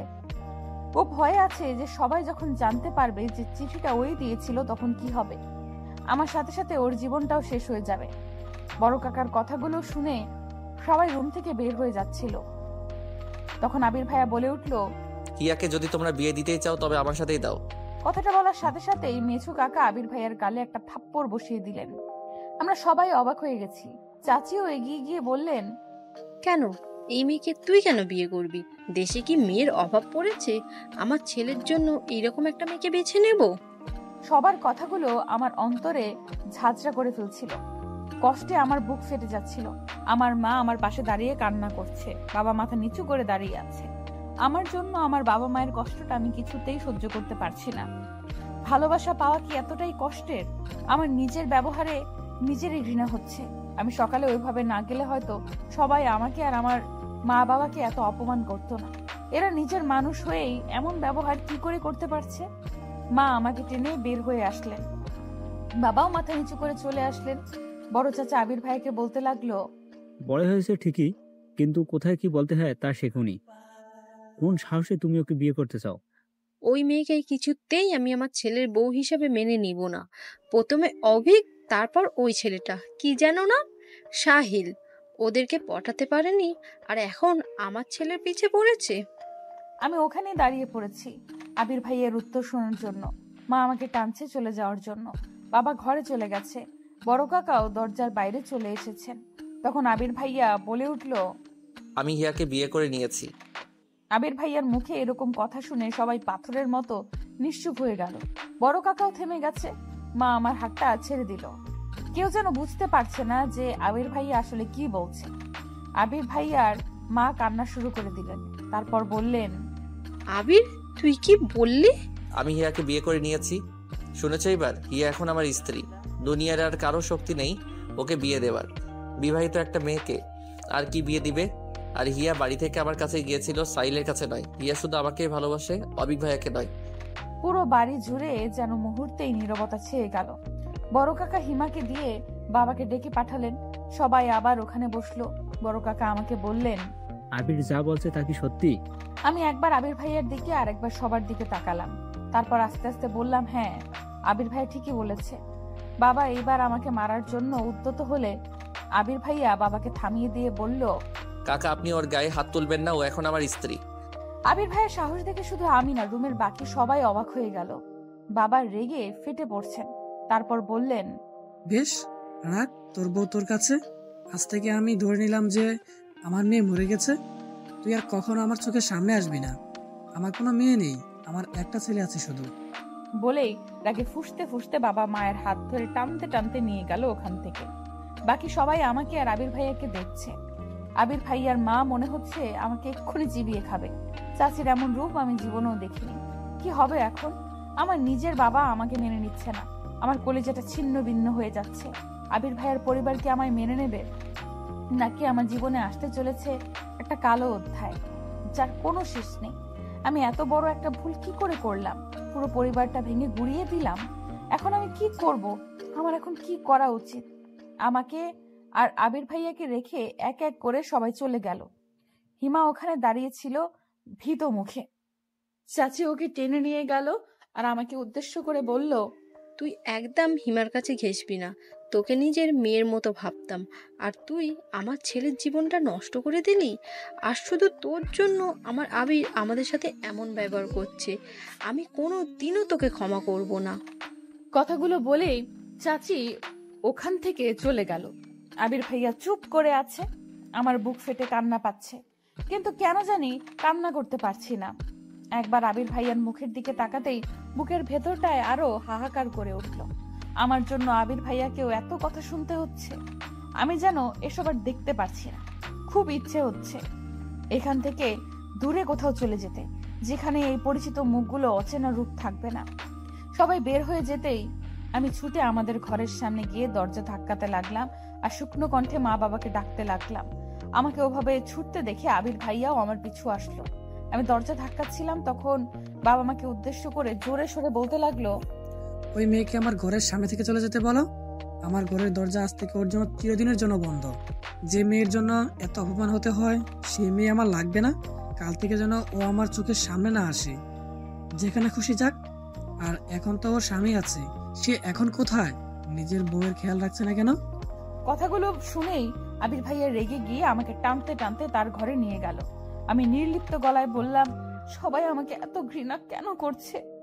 আমি মারা গেলেই ভালো হতো, তাই না ভাইয়া? আমি এই কথা বলার সাথে সাথেই আবির ভাইয়া ওনার হাত দিয়ে আমার মুখ চেপে ধরলেন। তারপর একটা ধমক দিয়ে বললেন, আর একবার ওইসব আজে বাজে কথা মুখে আনবি না। তোর কিছু হয়ে গেলে আমি কি করব? আর ভাইয়া কি? হ্যাঁ, এখন থেকে আর কখনো যেন ভাইয়া না শুনি। তোর জন্য আমি নিজের মানুষগুলোর সাথে এভাবে লড়ছি, আর তুই এসব কথা বলছিস? জানি না এদের কবে বোঝাতে পারবো। এমন সময় দরজায় কেউ ধাক্কা দিচ্ছিল। আবির ভাইয়া আমাকে বিছানায় বসিয়ে রেখে দরজা খুলতেই মেঝু কাকা বললেন, আজকের রাতটা থাকতে দিলাম, কাল সকালে যেন আমি ওই মেয়েটাকে আমার বাড়িতে না দেখি। আশা করি আমার কথাটা বুঝতে পেরেছিস। চাচ্ছু, আমি এখানে আমার ছেলের সাথে কথা বলছি। বাবা, ওকে নিয়ে আমি এখন কোথায় যাব? তুমি এভাবে আমাদের বের করে দিলে আমাদের রাস্তায় যাওয়া ছাড়া আর কোনো উপায় থাকবে না। প্লিজ বাবা। আমি তো তোকে কোথাও যেতে বলিনি, কিন্তু ওই মেয়েটার জন্য এই বাড়িতে কোনো জায়গা নেই। ওকে ওর বাড়িতে ফিরিয়ে দিবি। কিভাবে দিবি সেটা নিশ্চয়ই আর বলে দিতে হবে না। বাবা, আমি ওকে বিয়ে করে নিয়েছি, ও এখন থেকে আমার সাথেই থাকবে। তাহলে আমার আর কিছু করার নেই। তোর মতো অবাধ্য ছেলের আমার দরকার নেই। আর একটা কথা শুনে রাখ, এখন থেকে আমি আর তোর পড়াশোনার খরচ দিতে পারবো না। যে মানুষ বউ চালাতে পারে সে পড়ার খরচটাও জোগাতে পারবে। বলে দরজাটা খট করে ধাক্কা দিয়ে বের হয়ে গেল কাকা। আবির বিষণ্ণ মুখে আমার পাশে বসে পড়ল। আমি আর বসে থাকতে পারছিলাম না। আজ সারাদিন আমার কিভাবে কেটেছে তা ভুলেই গেছিলাম। তা মনে পড়তেই মাথাটা ঝিমঝিম করতে লাগলো। আমি আবিরের বিছানায় শুয়ে কপালে হাত দিলাম। দেখি শরীরের উত্তাপে আমার হাত পুড়ে যাওয়ার মতো অবস্থা। আমি আবিরকে কিচ্ছু বললাম না। এমনিতেই বাড়িতে রাবণের চিতা জ্বলছে, তার উপর আমার এই জ্বর। কতক্ষণ কেটে গেছে জানি না। চোখ খুলতেই দেখতে পেলাম যে আবির আমার কপালে কাপড় ভিজিয়ে দিয়ে রেখেছে আর আমার পাশেই বিছানার উপরে বসে আছে। আমি চোখ খুলতেই হন্তদন্ত হয়ে বলল, এখন কেমন লাগছে? ঘুম হয়েছে কি একটু? কিছু খেয়ে ওষুধটা খেয়ে নেন। আমি মাথাটা তোলার চেষ্টা করে ব্যর্থ হলাম। আবির নিজে আমার মাথার নিচে বালিশ দিয়ে আমাকে বসিয়ে দিল। তারপর খাবারের প্লেটটা আমার সামনে এনে নিজ হাতে মাখিয়ে বলল, দেখি এবার হা কর। ভাইয়া সরি, মানে আমি বলছিলাম যে আপনি আমার মাকে একটু ডেকে দিন, আপনি ঘুমিয়ে পড়ুন আর আমার হাত দিয়ে আমি খেতে পারবো। আর এত রাতে আপনি খাবার আর ওষুধ কোথায় পেলেন? হিমা দিয়েছে। আর দেখ হিয়া, এখন তুই অসুস্থ, একদম বেশি কথা বলবি না। তোর মা এখন ঘুমিয়ে পড়েছে, চুপচাপ খেয়ে ওষুধটা খেয়ে ঘুমিয়ে পড়। আমি আর কিছু না বলে বাধ্য মেয়ের মতো খাবারটা খেতে লাগলাম। তারপর আব্দুলকে উদ্দেশ্য করে বললাম, আপনি কি কিছু খেয়েছেন? আমাকে নিয়ে তোর চিন্তা করতে হবে না, আমার অভ্যাস আছে। আপনিও খান আমার সাথে। আপনি না খেলে আমিও আর খাবো না। হিয়া, জিদ না করে খেয়ে নে, অনেক রাত, এখন বেশি কথা বলিস না। অবশেষে আমার জিদের কাছে আবির হেরে গেল আর ও নিজেও আমার সাথে খেয়ে নিল। তারপর আমি ওষুধ খেয়ে কখন ঘুমিয়ে পড়েছি মনে নেই। সকালের আলো ফুটেছে মাত্র। আমার শরীরটা এখন অনেকটা সুস্থ। আমি বাথরুম থেকে ফ্রেশ হয়ে এসে দেখি যে আবির ঘুমাচ্ছে। আমি ওনার মায়াবী মুখটার দিকে অপলক দৃষ্টিতে তাকিয়ে আছি। এমন সময় দরজায় ধাক্কার আওয়াজে আমি চমকে ঘুম ভাঙে। আমি দরজা খুলতেই হিমা হন্তদন্ত হয়ে রুমে প্রবেশ করেই আশেপাশে দেখে দরজাটা বন্ধ করে দেয়। আমি অবাক হয়ে জিজ্ঞেস করলাম, এত সকালে তুই? কি হয়েছে, এমন হাঁপাচ্ছিস কেন? তোর জ্বর তো এখন নেই। শোন, তোকে যা বলতে এসেছি, তুই কি সত্যি আবির ভাইকে ভালোবাসিস? না মানে আমি বলতে চাচ্ছিলাম যে আমাদের দেখে তোর কি মনে হয় আমরা সবাইকে কষ্ট দিচ্ছি নাটক করার জন্য? তোর একটা চিঠি পুরো পরিবারকে ভেঙে দিচ্ছে আর তুই আমাকে জিজ্ঞেস করছিস আমি তোর ভাইকে ভালোবাসি কিনা? তোকে বাঁচাতে আমরা চুপ করে আছি আর তুই কিনা। সরি হিয়া পাখি, আমাকে মাফ করে দে। আমি বুঝতে পারিনি যে এই বিষয়টা এত দূর করাবে। তুই আমাকে হেল্প করেছিস আর আমি তোকে হেল্প করব না? তুই কি বলতে চাচ্ছিস সীমা? তুই আবির ভাইকে সত্যি ভালোবেসে থাকলে এখনই এখান থেকে চলে যা। হিমা, এইসব তুই কি বলছিস? আমরা পালাবো কেন? এখন তো সবাই ব্যাপারটা জেনেই গেছে। আজ হোক আর কাল হোক সবাই মেনে নেবেই। আমরা তাদের সন্তান। বড় কাকা এসেছে, কি বলছিস শুনলে তুইও পালাতে চাইবি। কিরে হিমো, এত সকালে তুই? কিছু হয়েছে? ভাইয়া তুমি তাড়াতাড়ি উঠে রেডি হও। রেডি হব মানে কি বলছিস তুই এসব? হিয়াকে নিয়ে এক্ষুনি বাড়ি থেকে চলে যাও। হিমো, তুই কি পাগল হয়ে গেছিস নাকি? আর সবার মতো তুই আমাদের তাড়ানোর জন্য উঠে পড়ে লেগেছিস? বড় কাকা এসেছে, বাবা আর কাকারা সবাই কথা বলছে ওই ঘরে। আমি মাত্র শুনে আসলাম। কি বলছে সবাই? বড় কাকারা আর সবাই মিলে এই সিদ্ধান্ত নিয়েছে যে এখনকার মতো তোদের মেনে নেবে, কিন্তু কাউকে কিছু জানাবে না। তারপর আবির ভাইয়া চলে যাওয়ার পর তোদের ডিভোর্স পেপার রেডি করবে আর সেখানে যেভাবেই হোক একবার তোমাদের সাইন পড়লেই সব শেষ। হিয়া তোকে আবার বিয়ে দিয়ে দেবে, আর বিয়েটা তখনই দেবে যখন আবির ভাইয়া শহরে থাকবে। আবির ভাইয়া যেন তা জানতে না পারে তার জন্য। আর একবার বিয়েটা হয়ে গেলেই খেল খতম। আর বাবা আর মেজো কাকা বড় কাকার ওই আইডিয়ার সাথে একমত হয়েছে। আমি সাধারণত এত সকালে উঠি না, কিন্তু সবার চেঁচামেচি শুনে উঠে এসব শুনতে পাই। ওরা এখনো সবকিছু প্ল্যান করছে, কিভাবে কি করবে। আমি তো ওদের কাছে ছুটে এলাম এসব জানানোর জন্য। মগের মুল্লুক পেয়েছে নাকি? আমরা কি ছোট বাচ্চা নাকি যে উল্টাপাল্টা বোঝাবে আর তাই বুঝবো? আমি কিছুতে এসব হতে দেব না। আর আমাদের ডিভোর্স পেপার কি করে পাবে আমাদের? তো তুই ভাইয়া আসলেও কি তোমরা বিয়ে করেছো নাকি সব? চুপ করবি? এত বেশি কথা কেন বলিস? বিয়ে না করলে এত বড় মিথ্যে কথা বলার সাহস হচ্ছে আমাদের? আমরা বিয়ে করেছি। তবে কি? আসলে আমাদের কাগজ এখনো হাতেই পাইনি, তাই না? আর আমরা কিছুতেই বড় কাকার ফাঁদে পা দেব না। তার আগে বল, তুই কি 100% শিওর? 100% মানে 1000% শিওর। আর কিছুক্ষণ থাকলে ওরা চলে আসবে। ও আর ওদের হাতে পড়লে পালানোর রাস্তা খুঁজে পাবে না। তখন না পারবে বাড়ি থেকে বের হতে, আর না পারবে ওনাদের মুখের উপর কথা বলতে। বাবা তো সকালে চলে যেতেই বলেছিল, তাই এখন যাওয়াটাই যুক্তিযুক্ত। বাড়িতে থাকলেই ঝামেলায় পড়তে হবে। পরে সব ঠিকঠাক হলে বাড়ি চলে এসো ভাইয়া। এখন তুমি হিয়াকে নিয়ে বেরিয়ে পড়ো। কি যাবে? আচ্ছা ঠিক আছে, আমরা এখনকার মতো চলে যাচ্ছি। তুই আমাদের আপডেট জানাস। কিরে তুই কথা বলছিস না কেন? যাবি না আমার সাথে নাকি তুই? অবশ্যই, আমি এখানে থাকলে তো আমাকে বিয়ে দিয়ে দিবে। আমি একাই আপনার কাছে চলে গিয়েছিলাম, আর এখন তো আপনার সাথেই যাব। এখন আর ভয় কি? ভয় হচ্ছে না? কিসের ভয়? আমি কোথায় নিয়ে যাব, কিভাবে রাখবো, কি খাওয়াবো, এসব ভেবে চিন্তা হচ্ছে না? আপনি যেখানে নিয়ে যাবেন আমি সেখানেই যাব। আপনি যেখানে থাকবেন আমিও সেখানেই থাকবো। আর আপনি যা খাবেন আমিও তাই খাবো। কষ্ট হলে সহ্য করতে পারবি? আপন মানুষদের থেকে এত কষ্ট যে মেয়ে হজম করতে পারে, সে অন্য যে কোনো কষ্ট হাসি মুখে বরণ করে নিতে পারে। আপনি শুধু আমাকে এখান থেকে দূরে নিয়ে চলুন। আমি আর এদের এমন ঘৃণার চাহনি সহ্য করতে পারছি না। আমি হিয়ার ঘরে যাচ্ছি, ওর কিছু প্রয়োজনীয় জিনিস নিয়ে আসছি। সবাই এখন বসার ঘরেই আছে। তোমরা তাড়াতাড়ি রেডি হয়ে নাও, বেশি দেরি করা যাবে না। আবির ফ্রেশ হয়ে আসতে আসতে হিমাও একটা ছোটখাটো ব্যাগ নিয়ে হাজির হলো।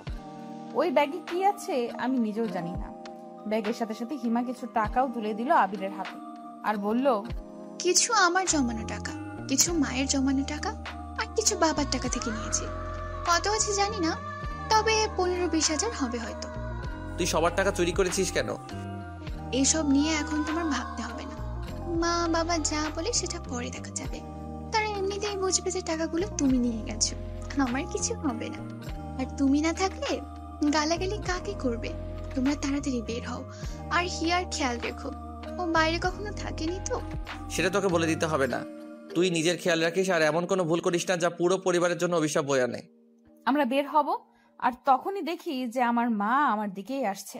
তারপর কান্না বিজড়িত কণ্ঠে বলল, হিয়া, সবাই তোদের মেনে নিয়েছে। আবিরের পড়াশোনা শেষ হলে তাদের ধুমধামে বিয়ে দিয়ে দেবে।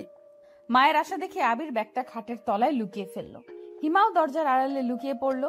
আমি মাকে জড়িয়ে ধরে কাঁপতে লাগলাম। তারপর বললাম, সবাই কোথায় মা? আমি জানতাম সবাই আমাদের ক্ষমা করে দেবে। সবাই বসার ঘরে তোদের নিয়ে আলোচনা করছে। আমি তোকে জানাতে আসলাম কথাটা। চল মা, ঘরে চল। মা, তুমি আমার জন্য 1 কাপ চা বানাও তো। যাও, আমি আসছি একটু পরে। মা খুশি মনে ওখান থেকে চলে যেতেই আমি আর আবির পা টিপে টিপে বাড়ি থেকে বেরিয়ে পড়লাম। হিমা বারবার দেখছিল যে কেউ আসছিল কিনা। অবশেষে আমরা সফলভাবে রাস্তায় পৌঁছে গেলাম। রাস্তায় কোনো রিক্সা ছিল না। আমরা হেঁটেই কিছু দূরে গেলাম। তারপর আবির কেউ একজনকে ফোন করে আসতে বলল। কিছুক্ষণ পর একটা রিক্সাওয়ালা আসতেই বুঝতে পারলাম যে আবির ওই রিক্সাওয়ালাকেই আসতে বলেছিল। আবির তাড়াতাড়ি রিক্সা চালাতে বলল। কেউ এসে পড়লে সব পণ্ড হয়ে যাবে। বাসে ওঠার আগে আবির হালকা কিছু নাস্তা আর পানীয় কিনে নিল দোকান থেকে। তারপর বাসে উঠেই আমরা নাস্তা করে নিলাম। আমার খেতে ইচ্ছে হচ্ছিল না, কিন্তু আবিরকে দেখলাম গোগ্রাসে গিলছে। হয়তো অনেক ক্ষুধা লেগেছে। আমরা দুজনেই চুপচাপ বসে আছি। আমি নীরবতা ভঙ্গ করে বললাম, আমরা এখন কোথায় যাচ্ছি? সর্বপ্রথম কেন কাজী অফিসে যেতে হবে? কিন্তু আমরা তো অলরেডি বিয়ে করে নিয়েছি। তাহলে আবার কাজী অফিসে কেন? এইভাবেই বিয়ে করে কি আমরা স্বামী স্ত্রী হইনি? আবার বিয়ে করতে হবে? আরে গাদি, কাগজে কলমে আমাদের বিয়ের রেজিস্ট্রি না থাকলে কেউ কি বিশ্বাস করবে সে আমরা বিবাহিত? তার জন্য। ও আচ্ছা। এখন কেমন লাগছে? খারাপ লাগছে? খুব ভালোই লাগছে। আপনি পাশে থাকলে খারাপ লাগা আমার ধারে কাছেও ঘেঁষতে পারে না। শেষের কথাগুলো বিড়বিড় করে বলায় হয়তো আবির শুনতে পাইনি, তাই আবার বলল, অমন বিড়বিড় করছিস কেন? যা বলার জোরে বল। না, কিছু না। বাড়ি থেকে আবিরকে কল করেই যাচ্ছে। আবির কল রিসিভ করছে না। একটু পরেই হিমা কল করলো। আবির ফোনটা রিসিভ করতেই চাচির কণ্ঠ ভেসে এলো, আবির, কোথায় তুই বাবা? তোর বাবা কাকারা সব মেনে নিয়েছে। বাড়ি ফিরে আয় বাবা। তুই আমাদের কিচ্ছু না জানিয়ে এভাবে চলে যেতে পারলি? কোথায় তুই বাবা? তাড়াতাড়ি বাড়ি আয়। সবাই তোদের জন্য অপেক্ষা করছে, আর কেউ কিচ্ছু বলবে না। মা, আমরা চলে এসেছি। অনেক দূর এসে পড়েছি। এখন আর ফিরে যাওয়া সম্ভব নয়। তুমি সবাইকে বলো যে কিছুদিন পর আমি হিয়াকে নিয়ে চলে আসবো। কিন্তু বাবা, তুই তো হোস্টেলে থাকিস। হিয়াকে নিয়ে কোথায় থাকবি? পাগলামি করিস না বাবা, ফিরে আয়। আমি পাশে থাকায় আবির আর চাচির সব কথাগুলো শুনতে পাচ্ছিলাম। চাচি কথাগুলো বলা শেষ করতে না করতে ফোনের ওপাশ থেকে একটা মোটা পুরুষ কণ্ঠ ভেসে এলো। আমার বুঝতে বাকি রইল না যে এটা বড় কাকা। আবির, তুই যেখানে থাকিস না কেন, হিয়াকে নিয়ে এক্ষুনি বাড়ি চলে আয়। তোর সাহস হয় কি করে বাড়ির মেয়েকে নিয়ে পালানোর? আমি তো পালাইনি, বাবা আমাকে বের করে দিয়েছেন। আমি বলছি ফিরে আয়। যা করার বাড়ি থেকেই করা যাবে। আমাদের আজকে বিয়ে দিবেন কি বাড়ি গেলে? বেহায়া ছেলের কথা দেখো, আগে নিজের পায়ে দাঁড়া, তারপর বিয়ের কথা বলিস। লজ্জা করছে না আমার সামনে বিয়ের কথা বলতে? আপনারা হিয়ার জন্য জায়গায় বিয়ে দিতে চান তাই না? এসব তোকে কে বললো? সত্যি কিনা তাই বলুন। তার মানে তুই সবটা জেনেই পালিয়েছিস? হ্যাঁ, আমি সব শুনে ফেলেছি। আমাকে আর বোকা বানাতে পারবেন না। আমি তোকে লাস্ট ওয়ার্নিং দিচ্ছি আবির, হিয়াকে নিয়ে ফিরে আয়, এর ফল কিন্তু ভালো হবে না। সরি কাকা, আমি আপনার এই অনুরোধটা রাখতে পারলাম না। আজকের মধ্যে বাড়ি না ফিরলে এই বাড়ির দরজা তোদের জন্য চিরদিনের জন্য বন্ধ হয়ে যাবে, এই আমি বলে রাখলাম। বলে এরাকে ফুসতে ফুসতে বড় কাকা কল কেটে দেয়। তার মানে হিমার কথাই ঠিক, আবিরের মুখটা চিন্তা ভাবনায় ডুবে আছে। আমার নিজেরই চোখে পানি চলে আসে আবিরকে দেখে। জানি না আবির আমাকে কোথায় নিয়ে যাবে, আর আমরা কিভাবেই বা থাকবো। এই অচেনা শহরে আমি আদৌ থাকতে পারবো কিনা জানি না। শেষ পর্যন্ত আমার ভাগ্যে এই ছিল, সাথে আবিরের জীবনটাও আমি কোনো অনিশ্চয়তার দিকে ঠেলে দিচ্ছি জানি না। আমরা বাস থেকে নেমে একটা রিকশায় উঠলাম। তারপর আবির আমাকে একটা কাজী অফিসের সামনে নিয়ে গেল। সেখানে আগে থেকেই নিশি আপু আর আবিরের আরেকটা ফ্রেন্ড ছিল। আমরা যাওয়ার পর আবির আমার সাথে ওই ছেলেটার পরিচয় করিয়ে দিল। তারপর আমরা কাজী অফিসের ভেতরে ঢুকলাম। সবকিছু হয়তো আগে থেকেই ঠিক করা ছিল, তাই আমাদের বিয়ের সবকিছু শেষ করতে বেশি দেরি হলো না। এর মধ্যে আমাদের বাড়ি থেকে কয়েকবার ফোন এসেছে, আবির রিসিভ করেনি। কাজী অফিস থেকে বের হতে প্রায় দুপুর হয়ে গেল। আমরা সবাই একটা রেস্টুরেন্টে বসে লাঞ্চ শেষ করলাম। আমরা সেখানেই বসে আছি, এমন সময় হিমার ফোন দেখে আবির রিসিভ করলো।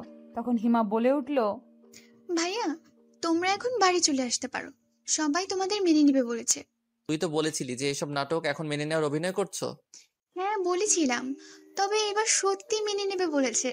বড় কাকা নিজে বলেছে যে আজকেই সব আত্মীয়দের দাওয়াত করবে তোদের বিয়ে উপলক্ষে, যদি তোরা আজ ফিরে আসিস তো।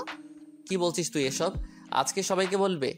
এত তাড়াতাড়ি এত ব্যবস্থা কি করে করবে? আর এত তাড়াতাড়ি রং পাল্টানোর মানুষ তো কাকা নয়। সত্যি করে বল, কি হয়েছে? মা বাবা কি বড় কাকাকে কিছু বলেছে? বাবার রাগ কমেছে? সবাই রাজি হয়েছে। তোর বাবাকে বড় কাকার কাছে যেতে হয়নি, বড় কাকা নিজেই ছোট কাকা আর বাবার কাছে এসে বলেছে তোদের বিয়ের ব্যাপারটা তাড়াতাড়ি সবাইকে জানাতে। রিয়েলি? হ্যাঁ, আর মজার ব্যাপার কি জানিস? না বললে জানবো কি করে? অভিক ভাইয়া এসেছে। তার মানে অভিক ভাইয়াই কি বড় কাকাকে রাজি করিয়েছে? জানি না, তবে অভিক ভাইয়া ওনার এক বান্ধবীকে নিয়ে এসেছে। আমার তো মনে হয় গার্লফ্রেন্ড, গ্রামের বাড়ি দেখাতে নিয়ে এসেছে। ও তাহলে এই কাহিনী? কি কাহিনী? অভিক ভাইয়া বাড়িতে একটা মেয়ে নিয়ে এসেছে, ব্যাপারটা বুঝতে পারছিস? এতে বোঝার কি আছে, সে তো আবির ভাইয়া এনেছিল। দুইটা ব্যাপার এক নয়। তুই বলি না অভিক ভাইয়া যাকে এনেছে সে ওনার গার্লফ্রেন্ড হতে পারে, এই কারণেই বড় কাকা হয়তো আমাদের মেনে নিতে রাজি হয়েছে। নইলে নিজের পছন্দের মেয়েকে কি মেনে নিতে পারে? মানে তুই কি বলতে চাইছিস শিয়া? বড় কাকা নিজের ছেলের জন্য তোদের মেনে নিচ্ছে? শিওর না, তবে আমার যা মনে হলো তাই বললাম। আরে শোন, আমি মাকে সত্যিটা বলে দিয়েছি। কোন সত্যি? চিঠির ব্যাপারটা। আর কেউ জানে না, আর সবাইকে অভিক ভাইয়া বলে দিয়েছে যে চিঠি লেখাটা তোর থাকলেও ওটা অন্য একটা মেয়ে দিয়েছিল। আমার মনে হয় এজন্যই বড় কাকা কিছুটা শান্ত হয়েছে। সে যাই হোক, চাচি তোকে কিছু বলেছে? বকাঝোকা করলো অনেক, তারপর তোর কথা বলে অনুশোচনা করলো। নিজের মেয়ের দোষের জন্য তোকে কত কথা শোনালো। আমি হিমাকে বিদায় জানিয়ে কলটা কেটে দিলাম। ওখান থেকে বের হওয়ার পর নিশি আপু আবিরকে উদ্দেশ্য করে বলল, এখন তো তোরা লিগ্যালি হাজব্যান্ড ওয়াইফ, আর কেউ তোদের আলাদা করতে পারবে না। তোর বাড়ি থেকে যখন ডাকছে তখন তোদের বাড়ি চলে যাওয়াই উচিত। এখানে হিয়া কোথায় থাকবে? আমিও তো বাসায় থাকি তোর ভাইয়ের সাথে, মেসে থাকলে না হয় আমার কাছে রাখতাম, আর তুই তো হোস্টেলে থাকিস। ওকে যাত্রার কাছে রাখাটা ঠিক হবে না। বাড়ি গেলে যদি আবার ঝামেলা হয়, আমার ভীষণ ভয় লাগছে। আমি হিয়াকে হারাতে চাই না। ধুর পাগল, একবার পারিবারিকভাবে তোদের বিয়ের খবরটা জানাজানি হয়ে গেলে আর কে কাকে বিয়ে দিবে? আজ তো যা, কোনো সমস্যা হলে না হয় আবার দুজন পালিয়ে আসিস। বিয়ের পরেই তো আর সহজে ডিভোর্স দেওয়া যায় না, সময়ের ব্যাপার আছে না। আর নেক্সট টাইম তুই ফেরার সময় বাসা ঠিক করে তারপর হিয়াকে নিয়ে আসবি। ওকে একা ওখানে না রেখে আসলেই হবে। কিন্তু আমার তো পড়াশোনা আছে, হিয়াকে আমার সাথে কি পাঠাবে? আরে পাগল, আমিও তো পড়াশোনা করি। তোর ভাইয়া তো পড়াশোনা অবস্থাতেই বিয়ে করেছিল, এখন না হয় জব করে। কই, আমরা তো একসাথেই থাকি। তুই বুঝাবে সবাইকে। আলাদা থাকতে সমস্যা নেই, কিন্তু যদি হিয়ার আবার বিয়ে দেওয়ার চিন্তা করে? তুই এক কাজ কর, তোর বাবার সাথে কথা বলে তারপর বাড়ি যা, তাহলেই তো হয়। Good idea. আমার বাবা একবার কথা দিলে তা কখনো ফেলবে না। নিশি আপুর কথা মতো আবির ওর বাবার সাথে কথা বলল। তারপর খুশিতে প্রায় লাফিয়ে উঠে বলল, বাবা রাজি হয়েছে, আমরা আজ ফিলে সবাইকে আমাদের বিয়ের ব্যাপারটা জানিয়ে দেবে। আর এখানে বাসা দেখে হিয়াকে নিয়েও আসতে দেবে। আমি তো ভাবতেই পারিনি বাবা। সব বড় কাকার ভয়ে আমাদের সাথে এমন ব্যবহার শুরু করেছিল, এখন বড় কাকাই যখন রাজি তখন আর ভয় কি। তারপর আমরা নিশি আপু আর আবিরের আরেক বন্ধুকে বিদায় জানিয়ে বাড়ির পথে রওনা হলাম। সারা রাস্তা আমার ভীষণ চিন্তা হচ্ছে, বাড়ি গেলে কি হবে না হবে। আমি আবিরের কাঁধে মাথা রেখে চোখ দুটো বন্ধ করে রাখলাম। ঘুম আর আসলো না। কাল থেকে জার্নি করতে করতে আজকের জার্নিটা আর কিছু মনেই হচ্ছে না। আর আবির পাশে থাকায় আরো খারাপ লাগছে না। অনেক চিন্তা ভাবনা নিয়ে বাড়িতে ঢুকলাম আমি আর আবির। আজ সন্ধে না হলেও সন্ধ্যের কাছাকাছি। আমাকে দেখে আমার খালাতো বোন ছুটে আসলো। ওকে দেখে আমি কিছুটা অবাক হয়ে গেলাম। আর অবাক হলাম যখন দেখলাম আমাদের বাড়ি আর আবিরদের বাড়ি